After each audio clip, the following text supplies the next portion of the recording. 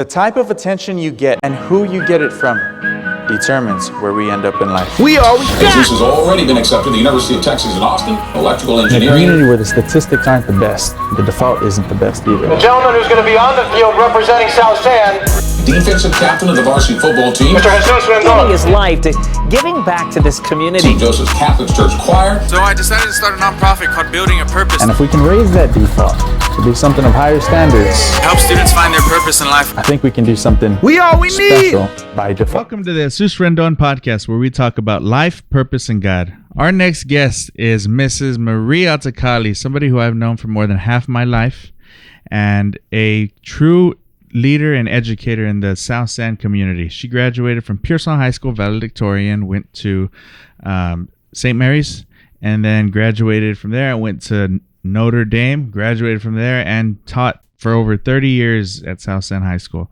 Ms. Altakali, thank you so much for coming on. Thank you for inviting me. So, what's new? How has retirement been for you? It has been a very interesting experience. I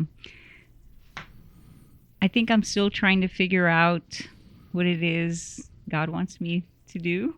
I've been substituting just because I have enjoyed working with young people, and I guess I want to know how the young people are still learning and what the next generation, where they're headed with the skills that they're gaining in school. So it's been interesting. It's a journey. I'm trying to still figure out what more I can do. Right. Well, I certainly try my best to keep you busy with building a purpose. And we send you students and to review their essays. You've come out to some of our Saturday programs and taught scholarship writing with the students. And I'm sure now that Sam's going off to college, you're going to have a lot more time on your hands to be able to help us with building a purpose. Yes, I'm ready. I'm always ready to help students. No, that's awesome. So let's jump into our timeline workshop just to hear a little bit about, I had you when I was in the 10th grade, and I still remember we learned the Robert Frost poem. Oh wow! We and even after that, I would often go back to your classroom asking for different advice on different college things, essays, scholarship writing. I can't even count how many Bill Gates scholarships you probably co-authored, and I just think the work you've done for the students in our community has deeply affected the trajectory of their outcomes in life, and in many cases breaking the chain of poverty. So I don't often get to know a person when you're a student, right? We don't often get to know their teachers, and so I think this is a unique opportunity where we'd be able to maybe peel the page a little bit back on some of the stories growing up in Pearsall and your journey in college back in the day, and now what the next 5 years looks like. So if you wouldn't mind just running through your timeline, sharing an impactful event. I guess because of my son, who's now 20, going to be 21, he basically reminded me that growing up, I went to school. I was born in 1963, so that's JFK. And he said, you lived through the landing on the moon, through the integration, Martin Luther King, the internet, the breakthrough of the internet. And I hadn't realized that, but growing up in a small town, I guess I didn't even realize. I grew up where there was a railroad track, and the Mexican children went to one school and the white children went to another. I didn't realize that. So kinder, first, second grade, we were on the west side. It was not till third grade that we all were together, and so I never realized that till later, how segregated it was. Right. And I'll always love my hometown. It's still growing. Hopefully it'll be growing on a path to, that it's going to Be prosperous. Be prosperous, yes, you know, because it went through the oil boom and all that, but a lot of times you don't realize what you've experienced until as an adult. You know that you didn't realize there were issues, problems.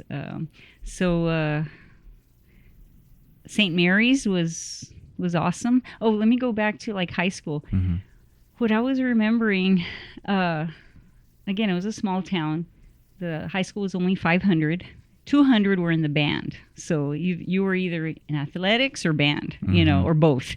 And but I never remember a teacher encouraging us to go to college. I had great teachers. Right. But I never. It was within me that I wanted to get educated. I wanted to go to college, and I know it's because of my mother. She probably could have. I know usually you ask a question like, who's been a mentor, or someone who greatly influenced you? It was my mother. Did she grow up in Pearsall too? Yes, she grew up in Pearsall. She graduated from Pearsall High School? She graduated from Pearsall High School, and I didn't even realize till later. Her name was Alma Velasquez. She was a top student, but she said in that day and age, so forget, she would have graduated in the 50s. She said there really wasn't an opportunity for her to go to college. She knew she had to help her parents. Right. And so she chose not to either enter the military, which that was a way out, you know, for some Hispanic females, or become a nun. She said those are the choices, you know, or some way, you know, to get higher education. So anyway, she always was reading. She would read to us, and there was always books in our house. And so I think that love of learning I know it came from her. Yeah, because my father, he probably went to 8th grade, you know, but again, that love of learning and reading and knowing about not just life through by getting educated, but also her faith.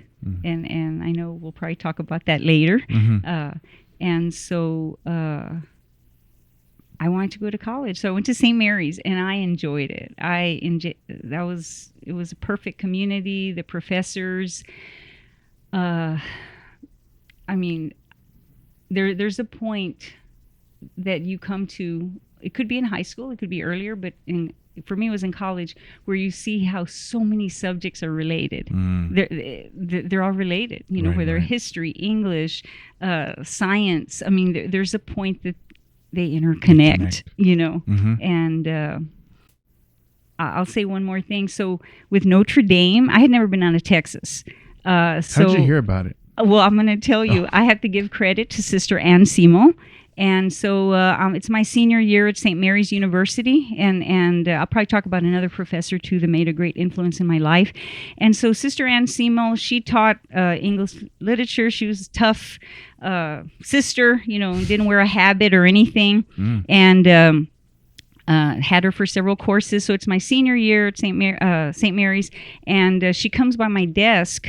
And she puts this application. She said, "You're going to Notre Dame." I'm like, no, I didn't even know where Notre Dame was. She goes, "No, you're going to Notre Dame." And I said, "No, I'm going to start teaching." She goes, "No, you're going to Notre Dame." And it was like she was those kind of teachers that you didn't want to argue anymore. So filled out the paper application, and so mailed it off.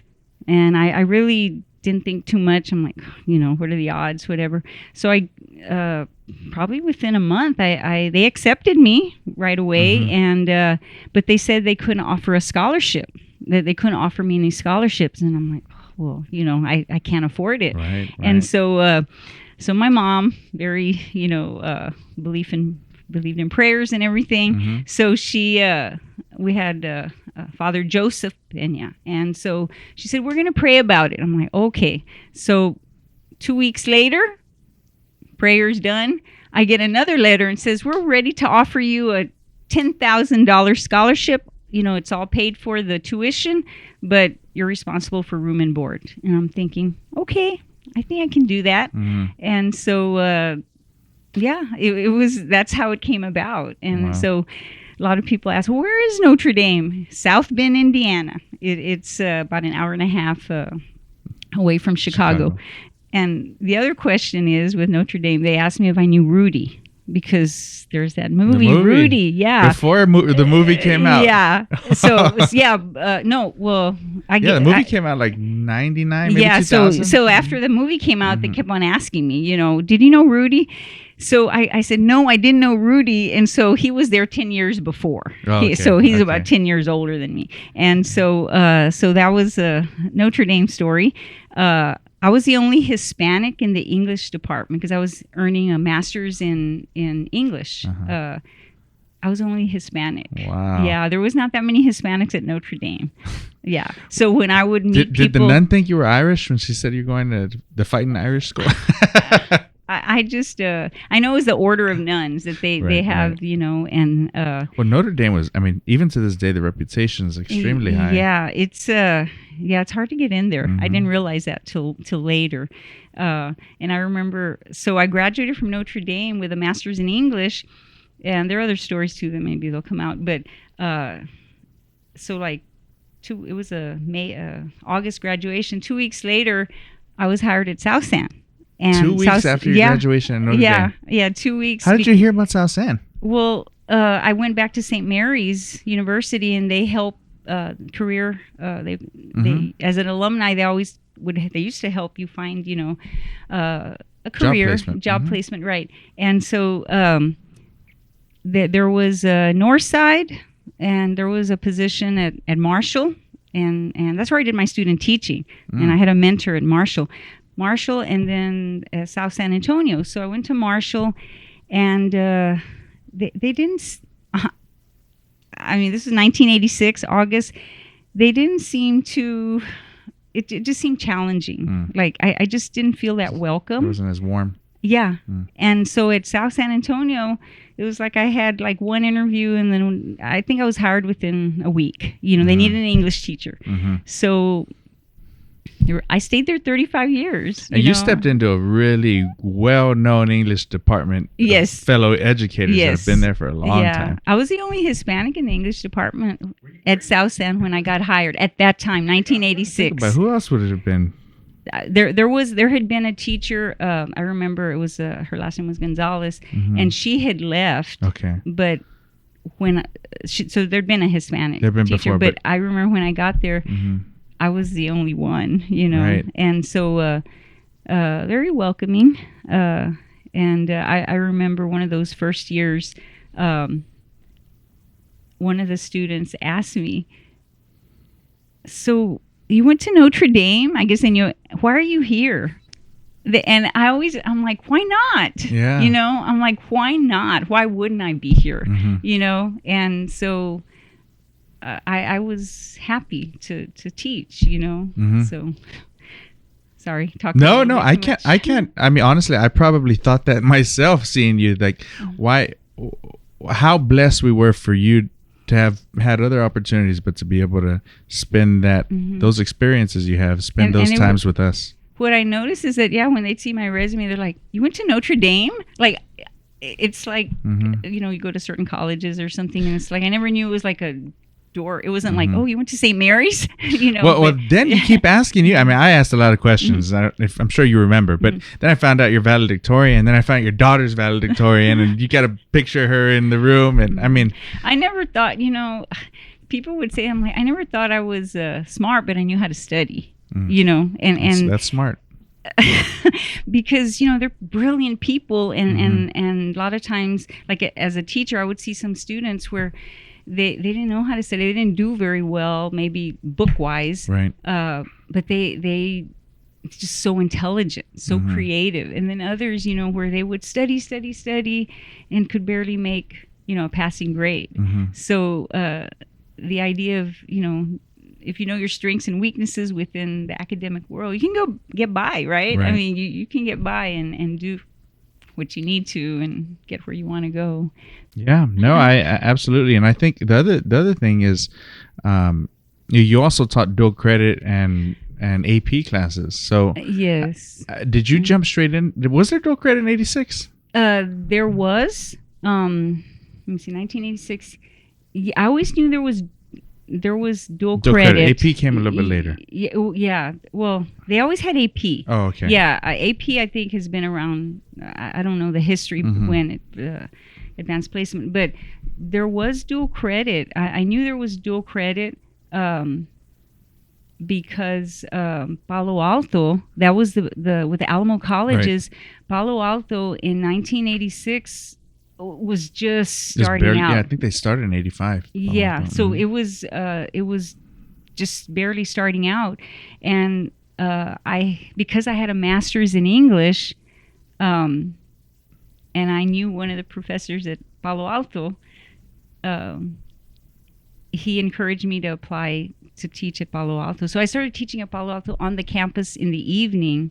Really? Yes, like by 1986, 87. I think it was so I was. So I wasn't teaching. Jobs. Yeah, I wasn't teaching South San kids at that time. Well, I was as a teacher, but in the evening I would go over to the Palo Alto campus. You were grinding. It was like desert, you know. Oh yeah, I remember those old buildings. My mom went to Palo Alto for a while. It was just those. A lot of the students I was teaching, they were older than I was because they were, it was mostly Hispanic, older adults that were trying to get more college, right. you know, and so it was like one of the basic English courses, and I really enjoyed that, you know. So I think because of Palo Alto, then they started doing the dual credit, I think at South San. And like I said, I don't know dates, I don't know specifics, but I know there was another teacher that was teaching dual credit. So it was not till 2007 where that teacher retired that they asked me if I wanted to teach dual credit to the South San students. And so, yeah, it was fall of 2007. And I'm still kind of in contact with at least one student from that. So I would teach dual credit English 3 and English 4 with Palo Alto. That's when I started. Yes. Yeah. So you also sent your kid to South San ISD for a little bit, right? Yes, how was that? I did. Well, would you end up getting married? You had a babe. Yes. So my daughter, I have 2 children, Iman and Samuel, and so when I started teaching at South San before I got married, but when I had my daughter, I wanted her to be close by with me, and so I enrolled her at Kindred. I went to Kindred too. Yes, so Kindred Tigers, I think, right? The Tigers. So I would often, like if there was something with parents, or if even with sometimes they asked parents to help, I would just walk across during my conference, and it was easy. So yeah, she enjoyed her time there. It was Kinder through 5th grade. And and I was so sad to hear that they closed it. Yeah. Mr. Fonseca was the principal there too, right? Yes, I remember him. Yes. Yeah. So after Iman went through there, and then Sam was born. Well, one thing that comes to mind is I remember seeing Sam at all the football games at South San, even after I had graduated, him wearing a Bobcat shirt. Oh yes, he was. He wanted to go to South San. He really did. But by that time, I was getting ready to retire, and it would have been a little bit difficult for me. Yes, but he enjoyed. Well, both of my children, they went to a lot of South San events, you know, and it was felt like family. And I'm still, like I said, I enjoy the contact I have with former students like yourself. Like I said, you were 14, 15. English 2 pre-AP. That was my favorite English to teach. That one? English 2 pre-AP, because it was world literature. And it wasn't just a certain like American literature. I love the poetry aspect of it. And you know that I'd written poetry for a while, and I think at the time it was probably a surprise to you. And I can't remember what kind of poems I brought to you about a girl I liked or something. Probably roses are red, violets are blue. You're like, all right, come back to me when you get a little bit more complicated lines. Because you asked me to edit. Yes. Yeah, and I have to mention this before I forget, but when you went to UT Austin, you were the first student that invited me to the college graduation, and really? and it was monumental, you know, and so it was. I really enjoyed. I went to your graduation. I was so proud of you, and but before that, yes, you had shared your poetry with me, and I even remember one time you were trying to get a grant or something for a project. Yes, and you wanted me to did. edit it, I got funding for my research, and that's when I found out. You had also helped other engineers get with their Well, I remember you proposals and said stuff. that I guess the engineering professors, they cared about grammar, you know, and so you said even if it doesn't make sense, the science part of it. It has to be complete sentences, proper documentation. I'm like, I can do that. You know what I mean? And I understand the sentence, the concept, you know, but I can do grammar. Yes. You know, so I enjoyed that. So, like, I got funding for that project, and we did power systems at Advanced Research Labs in Austin's at the Pickle Research Center. So okay. Yeah, because I don't know, what was that your junior year? It was my junior year Okay, going into 'cause- my senior year. Okay, because I thought it was before that senior year, but no, I always remember that, you know. And going back to your poetry, you even recited poetry at some venues, and I did. went, and your parents did. You were a big introduction to that world to me. And Mr. Flores, who's I'm sure you're familiar with Mr. Flores at Dwight Middle School, the long hair, Yes. and he was the first person I knew who had actually written a book. And his style of reaching was very almost like Pachuco culture, like very connecting with you and bringing the kids out of the raza, like very like that, right? Especially in the times during that era of different gangs and things. I think he had a real. He was trying to reach them real from ability. maybe a world that they were exposed to, but Exactly. I guess make it more creative, artistic, Yes. beneficial. Maybe even a outlet avenue for them to express themselves through poetry, with instead of the alternative through violence or whatever. Yeah. But Mr. Flores, I remember sharing with him, and then, well, you had told me, yeah, if you go to a Barnes and Nobles, they do these, and I'm like, what? I didn't know. And I went to a I don't couple even know of if them. they're doing it now. I have to look. But I'd been going to poetry readings, and I always remember that. Yes, well, you made you it a point shared to that. come down from Austin, and your parents were there, and I took Sam. Sam went, yeah. Yeah, I love Sam. Yeah, I enjoyed that, and I'm sure do you still write poetry? Songs? I just came up on my 10th year anniversary of the last piece I wrote. Okay. And it's been that long. And I write I'll write little things here and there, more for moments. And I've started to do, and I haven't shared with anyone, is I started writing down the stories that I have with my kids, and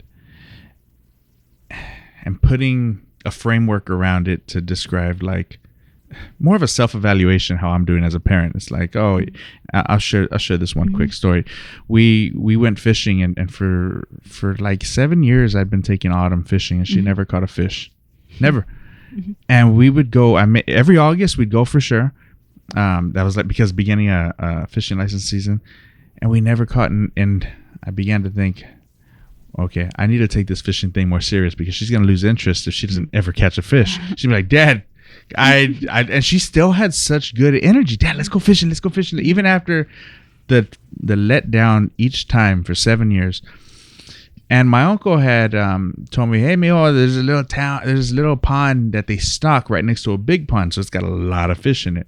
So he had this little piece of information that almost guaranteed you were going to catch a fish, right? Where instead of me going to random day at Miller's Pond or Calaveras or this or that, right? He had this little piece of information that he shared with us, right?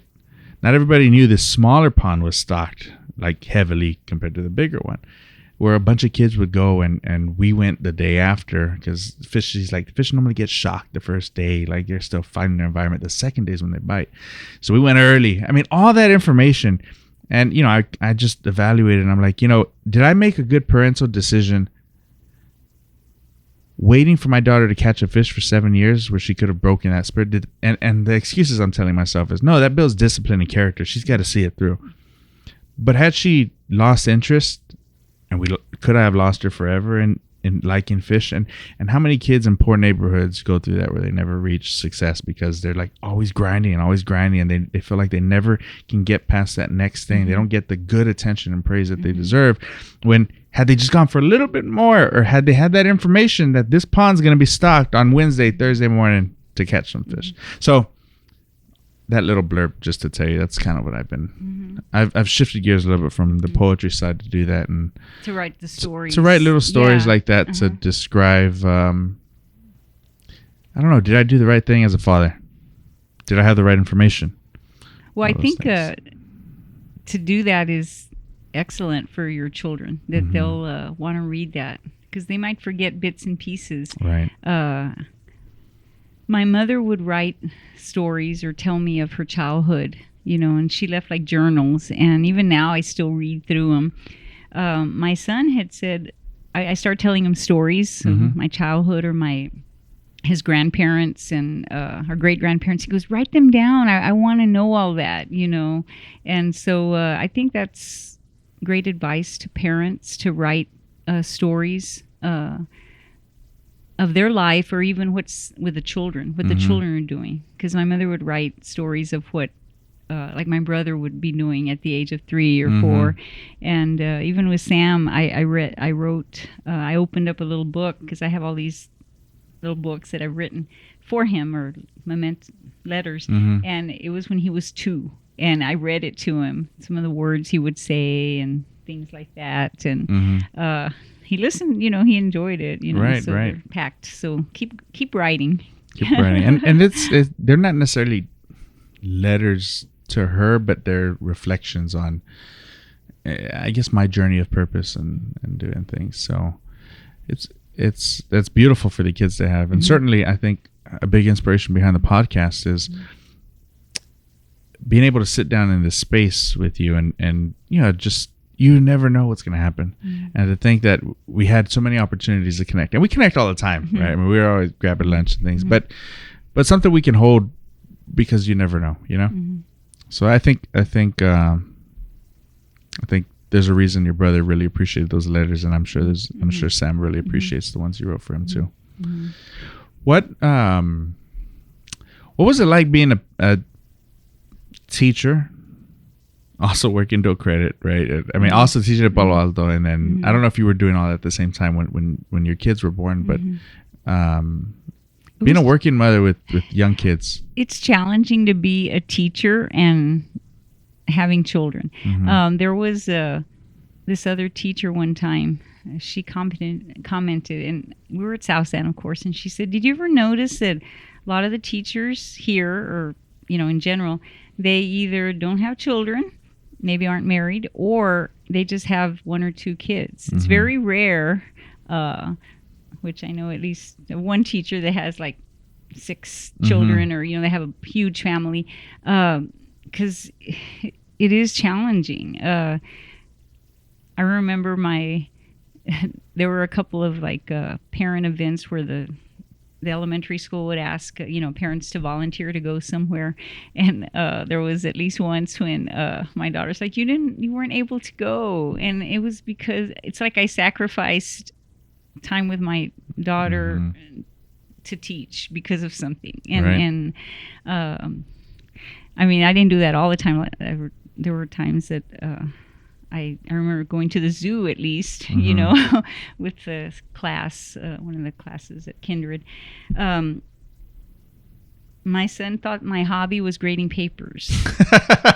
Yeah, because I saw when he had to write about his parents. I thought it was too, because I had a lot of red on my paper for some reason. I was like, big old I just was like, oh my God, it's not my hobby, and because I would grade a lot of papers, and that's one thing you don't miss when you're a retired English teacher. But I think it's challenging. I think, and even now they're saying, you can do the research where I've seen where they're young teachers that they quit within the first year. These are recently graduated young people that want to go into teaching, and they quit within the first or second year.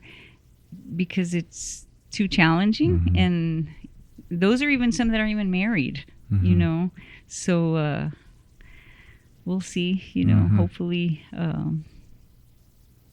there'll be more energy put into that profession. You know, and it's a hard profession. It's so much work, and you're on the front lines of kids who are potentially on the track to break the chain of poverty or stay in it. And so there's a lot of pressure. And yeah, what I noticed, well, because I taught high school, you know, and I mean, a lot of these young people, they will confide in a teacher more than a counselor. They feel closer to the teacher. Where they know the teacher. And it's where, I mean, there's a lot of struggle at home, and sometimes the classroom, in certain teachers' classroom, that's their safe space. That's where I had this one student that said, I don't like English class, but I like coming to your class because it's safe.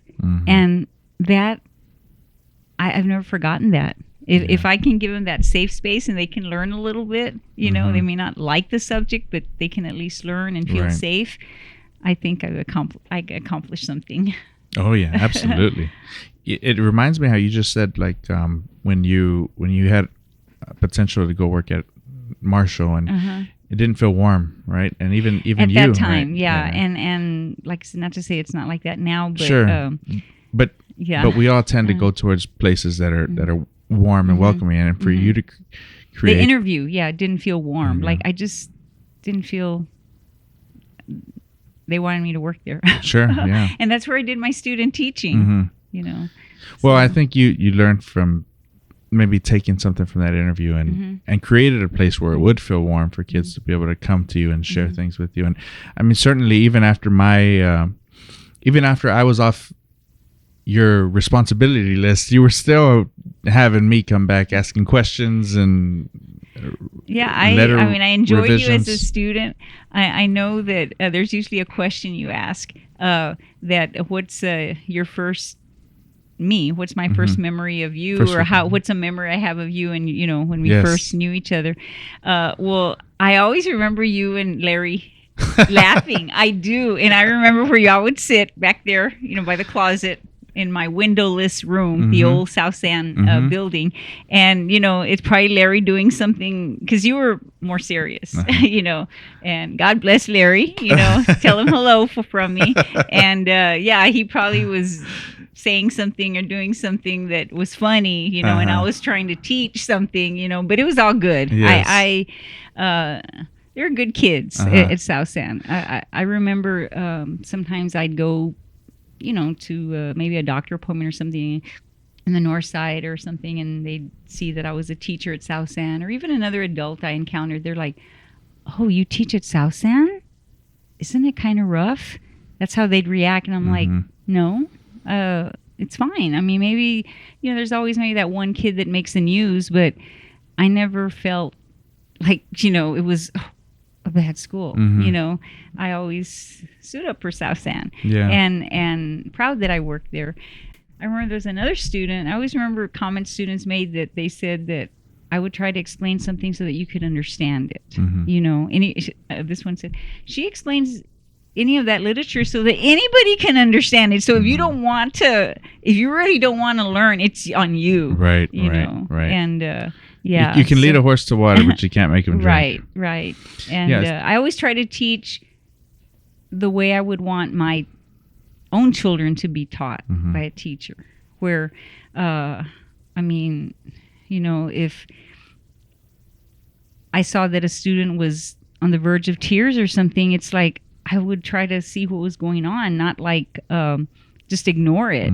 You know, where I had where my daughter said one time, she was crying in class and the teacher never asked her once what was wrong.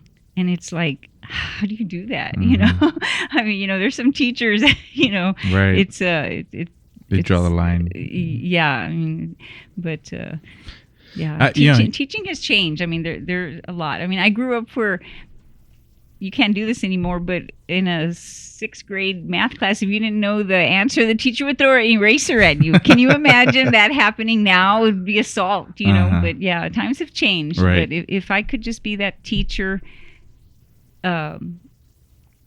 that was more understanding and try to work with Right. with you. You brought up Larry, and I'll never forget. We were in that corner, and we'd be sitting down, and every class, Larry would throw gum at the top corner of his thing. Larry. And I don't know if you found out it was him or not. Well, but I noticed something back there. I'm like, and it was, I mean, man, it had a whole bird nest up there already. And I think at the end of the class, I saw all of them were gone. I was like, oh, I wonder if that's Larry. And I was like, yeah, it was him after all these years. Yeah, it's memorable. Yeah, no, we were always joking back and forth for sure, but yeah, he had a thing for the English teachers, because I remember another story with Miss Barnett too. And I'll save that for Miss Barnett. Okay, yeah, you'll save that for Miss Barnett. yeah, but no, it's certainly different times, and you talk about grading and how Sam thinks that's your favorite pastime, but even with me, you helped me. You were one of my letter of recommendations to become an adjunct faculty at Palo Alto. Mm-hmm. And oh my God, grading, especially reading, the reading part of grading. And I'm like, it takes a lot of effort and brain thought, Mm-hmm. and you've got 30 kids times 7. I'm only teaching 1 or 2 classes a semester, and I'm struggling going through all these things, reading. So I know the pain somewhat. Certainly not to the extent you did, having to really teach some kids, have to reteach some kids how to read and write, and so I get that. So a little birdie told me that George Strait. I don't know, something along those lines. George Strait Sr. George Strait Sr. George Strait's father was my 7th grade algebra teacher. Is he throwing erasers at you? No. Oh, he had a good arm? George Strait's father, John Strait. John Strait. Okay. He taught. He was a great teacher, 7th grade, and we knew, when I say we, the kids, whatever, because by that time, that was I forget what year. So George Strait was just coming into his own, Ace in the Hole band or something. I remember seeing it advertised in Pearsall, because he didn't go to school in Pearsall, but when he was older, his father moved there. Yeah. Okay. And so, or maybe his father had a ranch, but he was teaching 7th grade algebra, and it was, I always remember he said he was colorblind, but he never mentioned his son. But we all knew he was George Strait's father. John Strait. Yeah. So he was, that's my little connection. When they say, 6 degrees or something, oh, yeah. You're removed from somebody. Yeah. Now I was wondering if he could really wind up an eraser and throw it at you or not. No, not John Strait. Not John He was Strait. very solemn, very solemn teacher, but I mean, knew his stuff, but yeah, it was the kind of classes that, nobody really was talking. Yeah. What other students did you teach that you saw come back around into the school district? Like as teachers? I'm sure you had seen some students you had taught and they came back as. Oh, yeah, that's what I've noticed at South San, that a lot of the students that did graduate, they want to come back, and give back to their community. And like Henry Zagita, he was a freshman my first year teaching. So in 1986, I taught him his freshman year. Really? Yeah, and then I think his sophomore year too, because they asked me to teach 10th grade also. But he, South San's in his heart, right. And I remember Monica Villanueva. She was a history teacher. She's probably still teaching, I think. And there were quite a few others, that just they wanted to come back, right. And I think. Well, even you came back to live in your South San district, and that's awesome, because some of the kids, they don't forget where they come from, but they move far away. They'll want to go to if they come back to San Antonio and live in the north side, right, or right. Maybe more affluent, you know, if they're earning good money. But I think there was a lot of loyalty from South San students. How did you deal with challenging kids? Yeah, I tried to, I guess, go beyond their behavior, that they wanted attention, and I tried to see what was it that interested them. You know, maybe it was a certain kind of literature, a certain kind of subject, you know, where they could enjoy that within the class. You know, they had to read or do a research project. I think I was pretty patient. I mean, I wasn't those strict disciplinarians. I remember there was a professor, administrator, that said, if Miss Altakali sends you to the principal's office, it's bad. Because, I mean, she deals with, you know, I like to deal with my own discipline.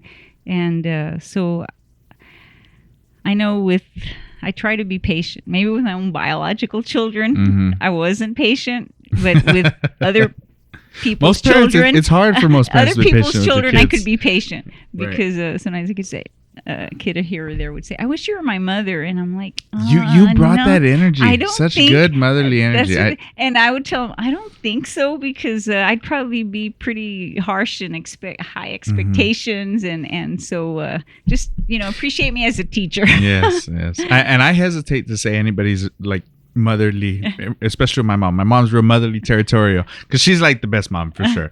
But you had that motherly energy in the classroom, and you reminded me so, like, you know, you mentioned that with your own kids, maybe you don't have the patience.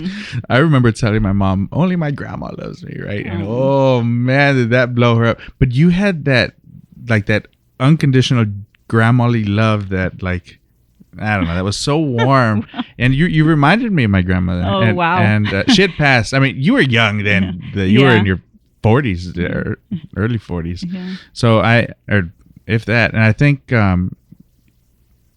that it's no reason why so many people were comfortable coming to you opposed to coming to a counselor or even willing to put the work in they wouldn't do for anyone else. Yeah, I would see where some of the kids, they would, you know, work, you know, in my class. But then other times I'd see where they work in other classes, they'd have an A and then they'd be failing my class, you know, where you could work both ways, where it's like, well, you know, why can't you? And I know that you mentioned that I taught dual credit in AP, but and a lot of teachers, that was like the last maybe 10 years of my teaching career, because I taught 35 years. And some teachers right there at the end were like, oh, you have all the good kids. But I taught freshmen for the first 10 years. I taught every English 3, English 4, regular classes. I remember when they started, like with the special ed, they wanted to mainstream, you know, where they wanted to have more kids in regular classrooms, you know, depending on their level of ability.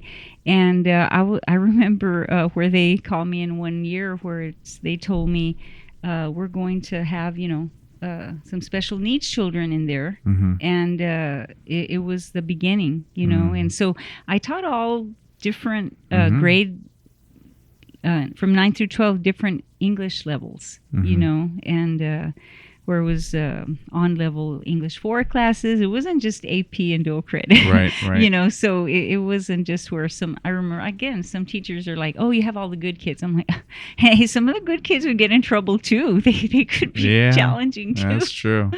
You know, but no, in reflection, I hope that, you know,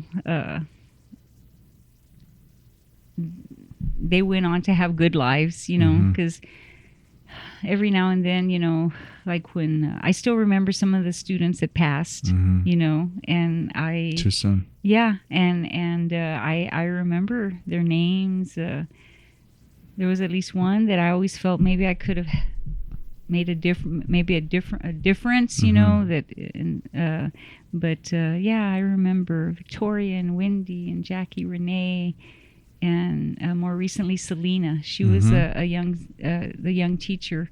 She was teacher of the year last year, and so yeah, I probably have gotten on track, but No. yeah, it was.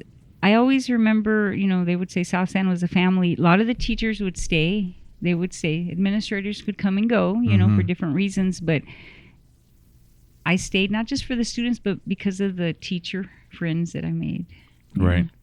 Well, it seems like that tenure that certainly the English department made, because those teachers were there for many years. They held down the fort, and you knew the English department apart from any other department, right? Yes. And so they had their reputation. Yes, they're just. I don't know. I can't really think of a word to come to mind, but all good teachers. And one thing that always just always made me laugh was I remember when Rosanna came into the class so Rosanna actually was my sophomore year, and everybody knows Rosanna went to Harvard, right? Yes. And she was valedictorian, and then just royalty. And I remember her coming back into the class, and I was in the jokester corner right over here with somebody who'd throw gum at the ceiling, and I'd throw out a couple funny comments every once in a while. But Rosanna comes in and she surprised you with a Harvard sweatshirt, or t-shirt, yeah. And I think she had a mug, and yeah, it was just such a genuine tears of happiness from you, and you were so happy, and you hugged her, and I don't know, it felt like there were cameras everywhere. That's in your mind. That is all in my mind, right. And so it's probably like some of the gum falling on my head. Yeah. But and then so Rosanna leaves, and I'm like, and you're just so happy, and you're like, I go, hey miss, I of course had to get a little attention out of that moment. I'm like, hey miss, I go, when I graduate from Palo Alto, I'm gonna bring you a shirt. And everybody started laughing. I remember you saying that. I didn't know when or at what time, but it was. Now you reminded me. I was like, I'm gonna bring you a shirt, miss, when I graduate from Palo Alto. But I guess I never did bring you that shirt, huh? But I brought you to the graduation. Yeah, you gave me a UT hat. Yeah, I still have it. And I got Sam some UT stuff too. Yeah, no, that was a good memory, and like I said, you're like an adopted son. I mean, you would you were going to Sam's football games, and your little mentor. You went to his graduation, so yeah, I always felt like Jesus, my adopted son. So yes, sounds like and a I brother. love your family, and Judith and your children, your mom and dad. I mean, I have really enjoyed our friendship. That went beyond just a parent-student teacher relationship. And my sister too. Yes, Cheyenne, of course. Yeah. She's got a little one too. I mean, it's crazy just how fast and time has gone, and the families grow, and the faces change. I've since starting Building a Purpose, we've gone through 10 years of students now. Wow. And I can only imagine your Rolodex in your head of students coming by. Hey, miss, you remember me? And that feeling, I don't know about you, it's a feeling I get. I'm like, oh man, here we go. Which is it? I start putting overdrive, because I don't know about you when you were going through school, but for me, it was my goal to make the teacher know who my name was. And if I had to do it being funny, I'd do it being funny. If I had to do it sitting in the front, I'd do it sitting in the front. But that was my goal. I mean, and mostly because they were the most successful people I knew, teachers, right? And for many people growing up in an area where it's challenged economically, the teachers are the most successful. So I wanted to learn from them, and I wanted them to remember me and believe in me too. And every time a student comes up to me, I want to remember them because I know that that's me coming up to them, Yeah, I feel bad when I forget a name. Like I see students, whether it could be a hospital, it could be a grocery store, and one time it was the elevator going up to the Tower of America. It's like, Miss, you were my teacher. And I turned around. You know, he was working the elevator or something back then. But yeah, I feel bad when I don't remember a name, and I'm like, tell me a little bit, and then it'll start clicking. Maybe I'll remember their last name or something like that. But yeah, it puts you on the spot. Right. You know, but you want to remember the names. They change. I mean, more so. I guess when they're younger, right? Like in elementary, their face. I mean, I look nothing like I used to look back in the day. I used to be cute, according to my mom. I was going to say, a lot of times I forget something I maybe shared with the class or something I shared with a student. I'll forget, and the student will remind me. Like your sister Cheyenne, what I most remember recently when we saw each other, she said that I helped her understand dyslexia, how to overcome that. I had shared some material with her, and I remember vaguely that's when we were learning about it. You know, they had shared it with us, the administration shared it with us as teachers, and I must have passed it on to her, but I had forgotten. But you know, I'm like, oh, you know, it made me feel good that, you know, I shared something.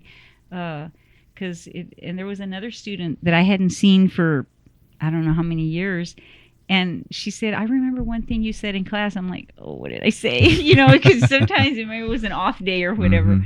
And she said that I had said that I grew up poor, but I never knew that because we had, you know, I never felt like I lacked anything, you know, and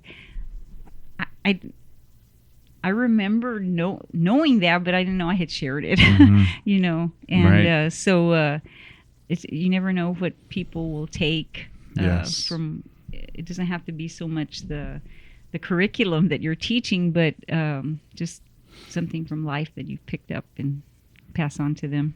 Absolutely. It's almost like you're always on camera too. You're always on point. You have always got to be on point, because even if half the class isn't listening, there's probably a couple of them that really are listening. And some days it might be their nap day, and other days it might be their awake day. They just had a coffee or something. I don't know. Yes. Yeah, just trying to meet their individual needs, because it's different, you know.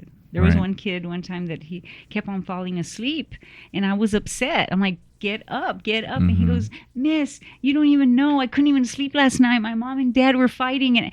And when he said that, I'm like, okay, you know what? Go ahead and rest. Well, you can catch up, because how can you, why am I angry at him? You know? Right. And so it's like he rested. He made up the lesson later, you know, but I always remember where he taught me something where it's like, I don't know exactly what, and they're sharing that with teachers more, administration, that it's not just the curriculum you're teaching, it's the whole student, you know, the emotional, what content, I mean, what they're bringing from home into the classroom you try to work with, you know. Right. You know, you describe this at-home situation, and when they come in and how you managed it. I've always thought that and I don't know how to put it into the right words, but going through the public school system, when you go through 7 different periods with different teachers, you're going through different let's just call it small local municipalities of how each teacher governs their class is different, right? Some are real stern. You sit down when the bells rings. If not, you're tardy, you go to class. And you're forced to go through all of these, right? And that's why I'm like, man, it's like that another brick in the wall Pink Floyd song, right? And it's like, we don't dare know, right? And it's very, and especially when some administrators were like, tardy lockout, and so you go through these, you're forced to, but on the flip side, you're able to see how different teachers, leaders are able to govern their classroom and get them across the line, right? Some people do it with grace, some people do it with discipline, some people do it with, and I think that exposure, especially with a very diverse group of students, some that have parents fighting at night, I mean, I know some South San kids who are very well off, and their parents sent their kids to South San, which is awesome. But how you managed that classroom as a leader was instrumental in how some of the students were able to interpret that. I know it was for me, certainly. So, well, I know that English as a subject is not the favorite subject. I mean, Oh, yeah. I mean, there are adults I meet that they're like, oh, I hated English. I hated English. Yeah, and the thing, English is so broad. It's literature, grammar. It's really 2 courses, and I like literature, and grammar came along with it because I like reading complete sentences and things like that. I wanted it to make sense, but it's not a favorite subject, and so. Yeah, and there's some authors that pretty dry. Yeah. It's like in reflection, it's like, oh, I have to teach that, and so yeah, you have to hopefully get past some of the uncomfortable aspects of it to stay teaching English literature and grammar. But I remember there's even a doctor one time I went a doctor appointment, and he was like, oh, so you're an English teacher, so are you still teaching grammar? And I've kind of felt insulted. I said, yes, we teach grammar. He goes, because I get a lot of people that want to work for me and they can't even write a complete sentence. He seemed really disillusioned with whoever was applying. But anyway, it's critical, to be able to communicate on a written. Right. Some of the smartest people I know are the best readers. Like, I think they're the next level. If you can read and comprehend very well, you can do anything because you can teach yourself math. You can teach yourself these other things. I just happen to be okay at math. A little bit better than okay at South San, right? But then I went to UT and I was way below average on everything in math. But my English just wasn't even worse than that. And I mean, the dyslexia thing, and but I never let that be my comp out, right? I still read harder and focused a little bit more. Yeah, like that's what I said earlier. If you know your strengths and weaknesses, you can accomplish anything. Hey, they say the world is run by C students. Right. You've heard that. Because they're. That's why grammar's not important. No, I'm just kidding. Well, now they're saying even the college professors, they're accepting more AI. Yes, I mean the whole generation, and because even with my son, there was a teacher that she said they could use Chat GPT, right? But make sure it was documented, as a source. And I'm like, it was just this past year. I'm like, wow, it's even at the school at South San, at the school board level, we have talks about how do you embrace the change of AI? I mean, the force. You have to adapt to it. It's coming. I mean, it's and the changes you've gone through your career. I mean, cell phones, right? I mean, back in the day, it was even computers and cell phones. 1986, they gave me the teacher edition, the student edition, and a file cabinet, and they're like, "See ya." No, I mean there was no. I remember there was no computer. There was no internet. Right. So.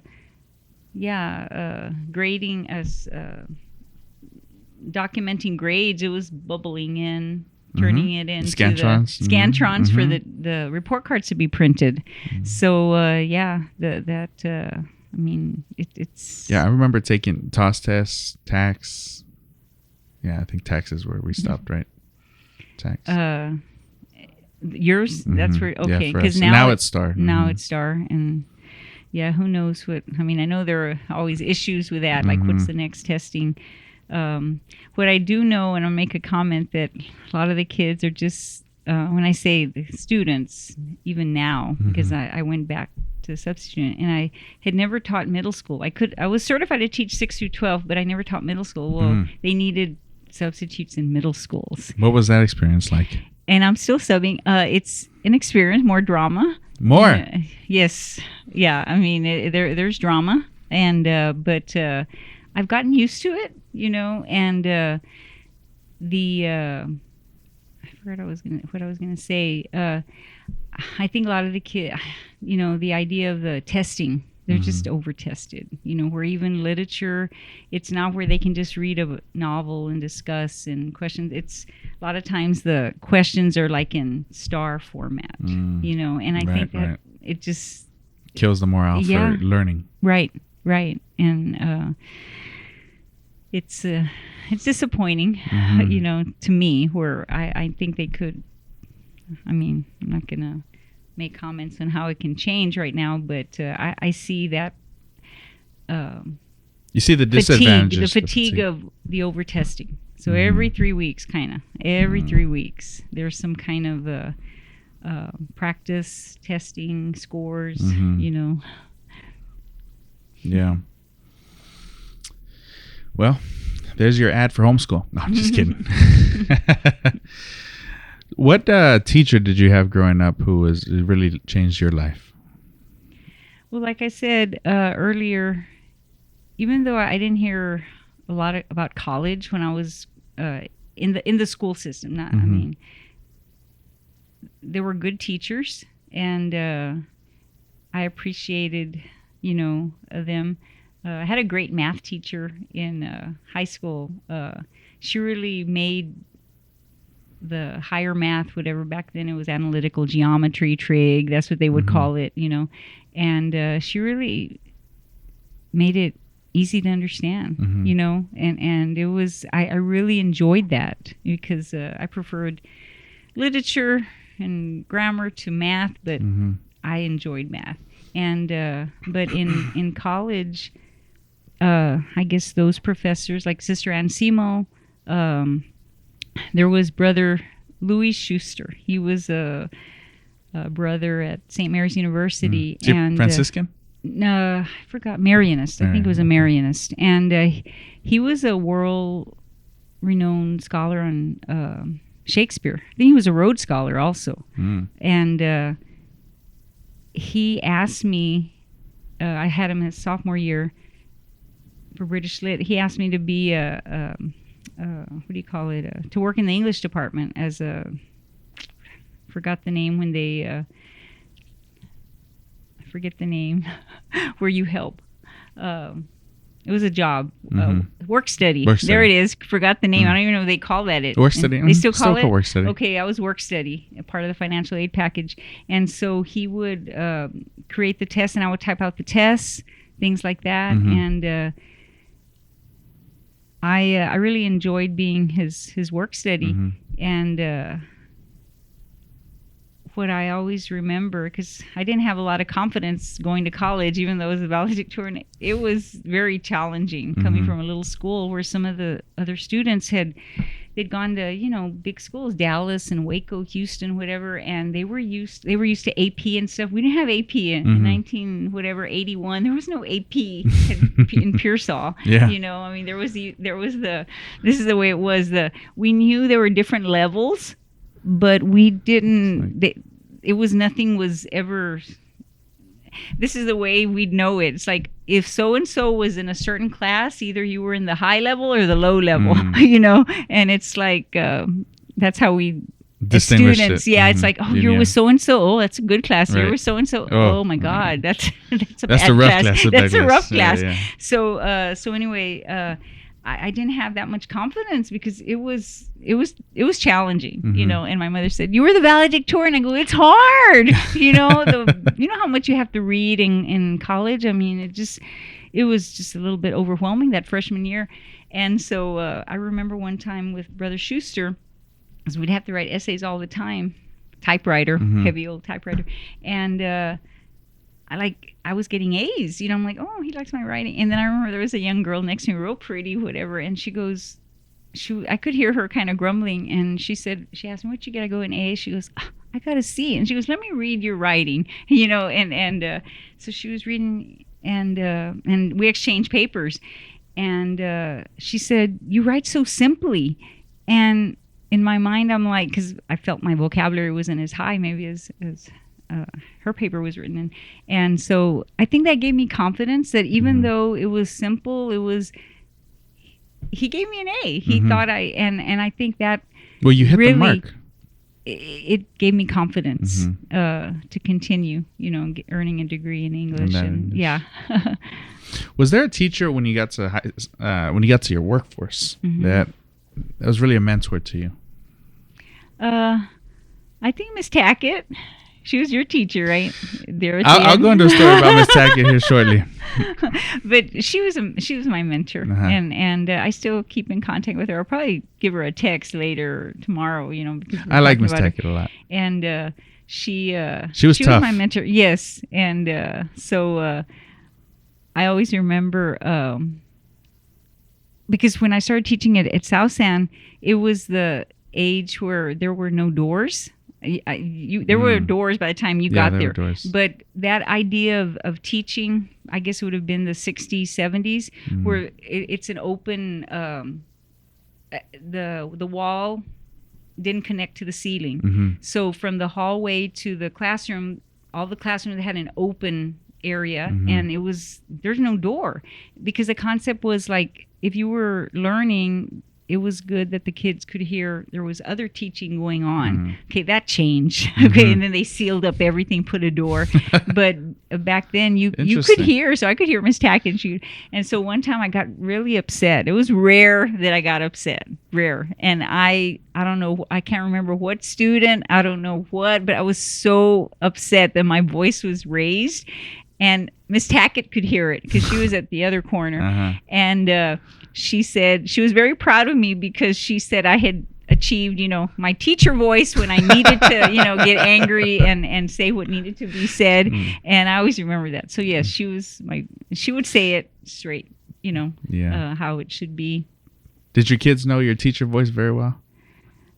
I didn't get upset. Now with my own biological, with your biological kids, they know your teacher voice. My own children, they're like, oh, you have that look that you have it's in your eyes. I'm like, what look? It's like the mom look, that, But I'm sure some of the students could tell when I was upset. But in terms of raising my voice or something, it was rare. Yeah, it was rare. Yeah, I remember there's this one kid. I'm not going to say names, but I don't know what he was saying. And then this other girl, she goes, you think she likes you, but she doesn't. I never, and it was like this little girl. And I say little girl, they were high school students. Right. That was a challenging student. She was. That student, the boy was a challenging student, and I still reserve judgment, whatever. But I always remember she said it to the whole class, and I'm like, oh no, she could read people, but I don't think. How shall I say? I still taught him, but he was very challenging. Right. Well, that's one of your superpowers. Even if they were hard, I think even how you felt, they still thought you loved them. Yeah, and it's like the person, despite their actions, right? Like you said earlier, go beyond the words. You mentioned that the intent, and it could be they needed attention or something like that. I remember this young man that he. It was before now everything's security, because of everything that's happened in schools. But back then you could just go check in and go visit a teacher, So there was this young man in full dress uniform. I think it was Navy. I'm not sure. And he said, I need to, I'm on my way to the airport. He just showed up at the door. I'm on my way to the airport, Miss Altakali, but I just wanted to come by and say bye to you. I'm like, okay. He goes, and I want to apologize because I always fall asleep in your class. And he goes, but I needed to tell you that because my parents are waiting outside.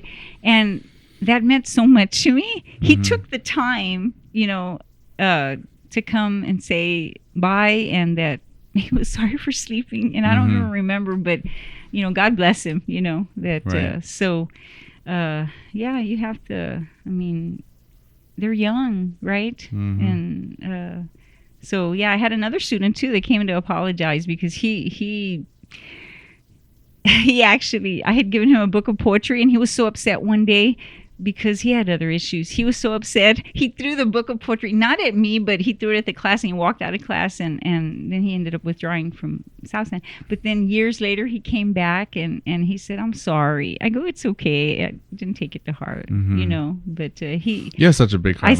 I saw somebody him throwing stuff in my class. Because I always, it was like, okay. But no, I saw him years later, and he was married. He had some children. He came back to South San whenever, I don't know if you remember when they were going to tear down the building.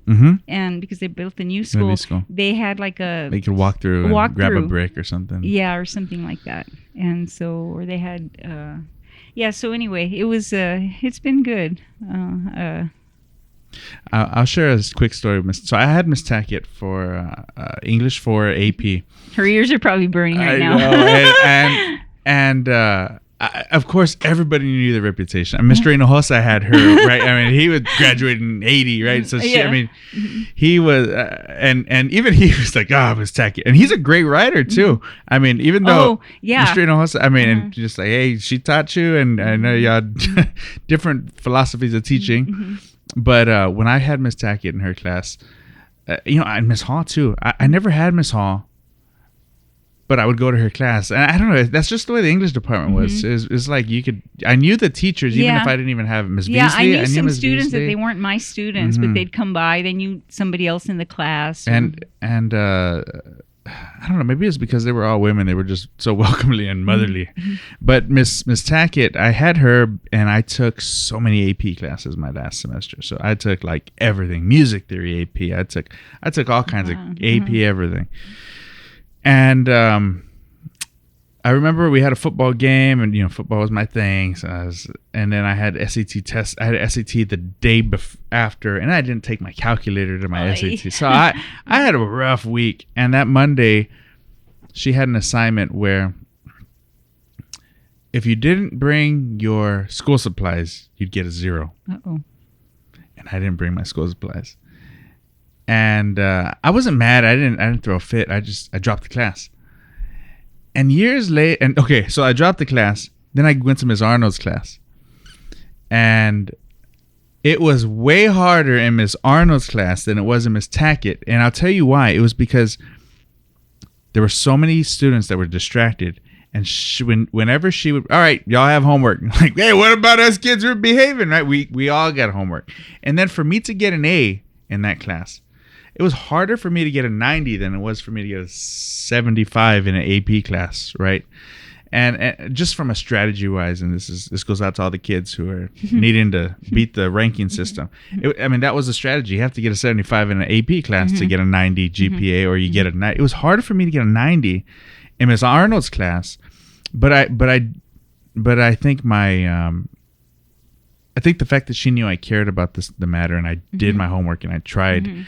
That went a long way, and she messaged me a couple years back, and about I think she was at Southwest Legacy, the other school, about some of the students with mentoring. But I always remember that I dropped her class because I was like, I didn't want a 0, and ultimately it was. So that was like at the beginning of the year. It was the beginning of the year, and it was my fault, right? And I come back to it and. That you should have stayed. I should have stayed, and what was she trying to do? We're seniors in high school, right? This is the last guardrails year we have. If you can't bring your color markers or pencils to school on time, there has to be.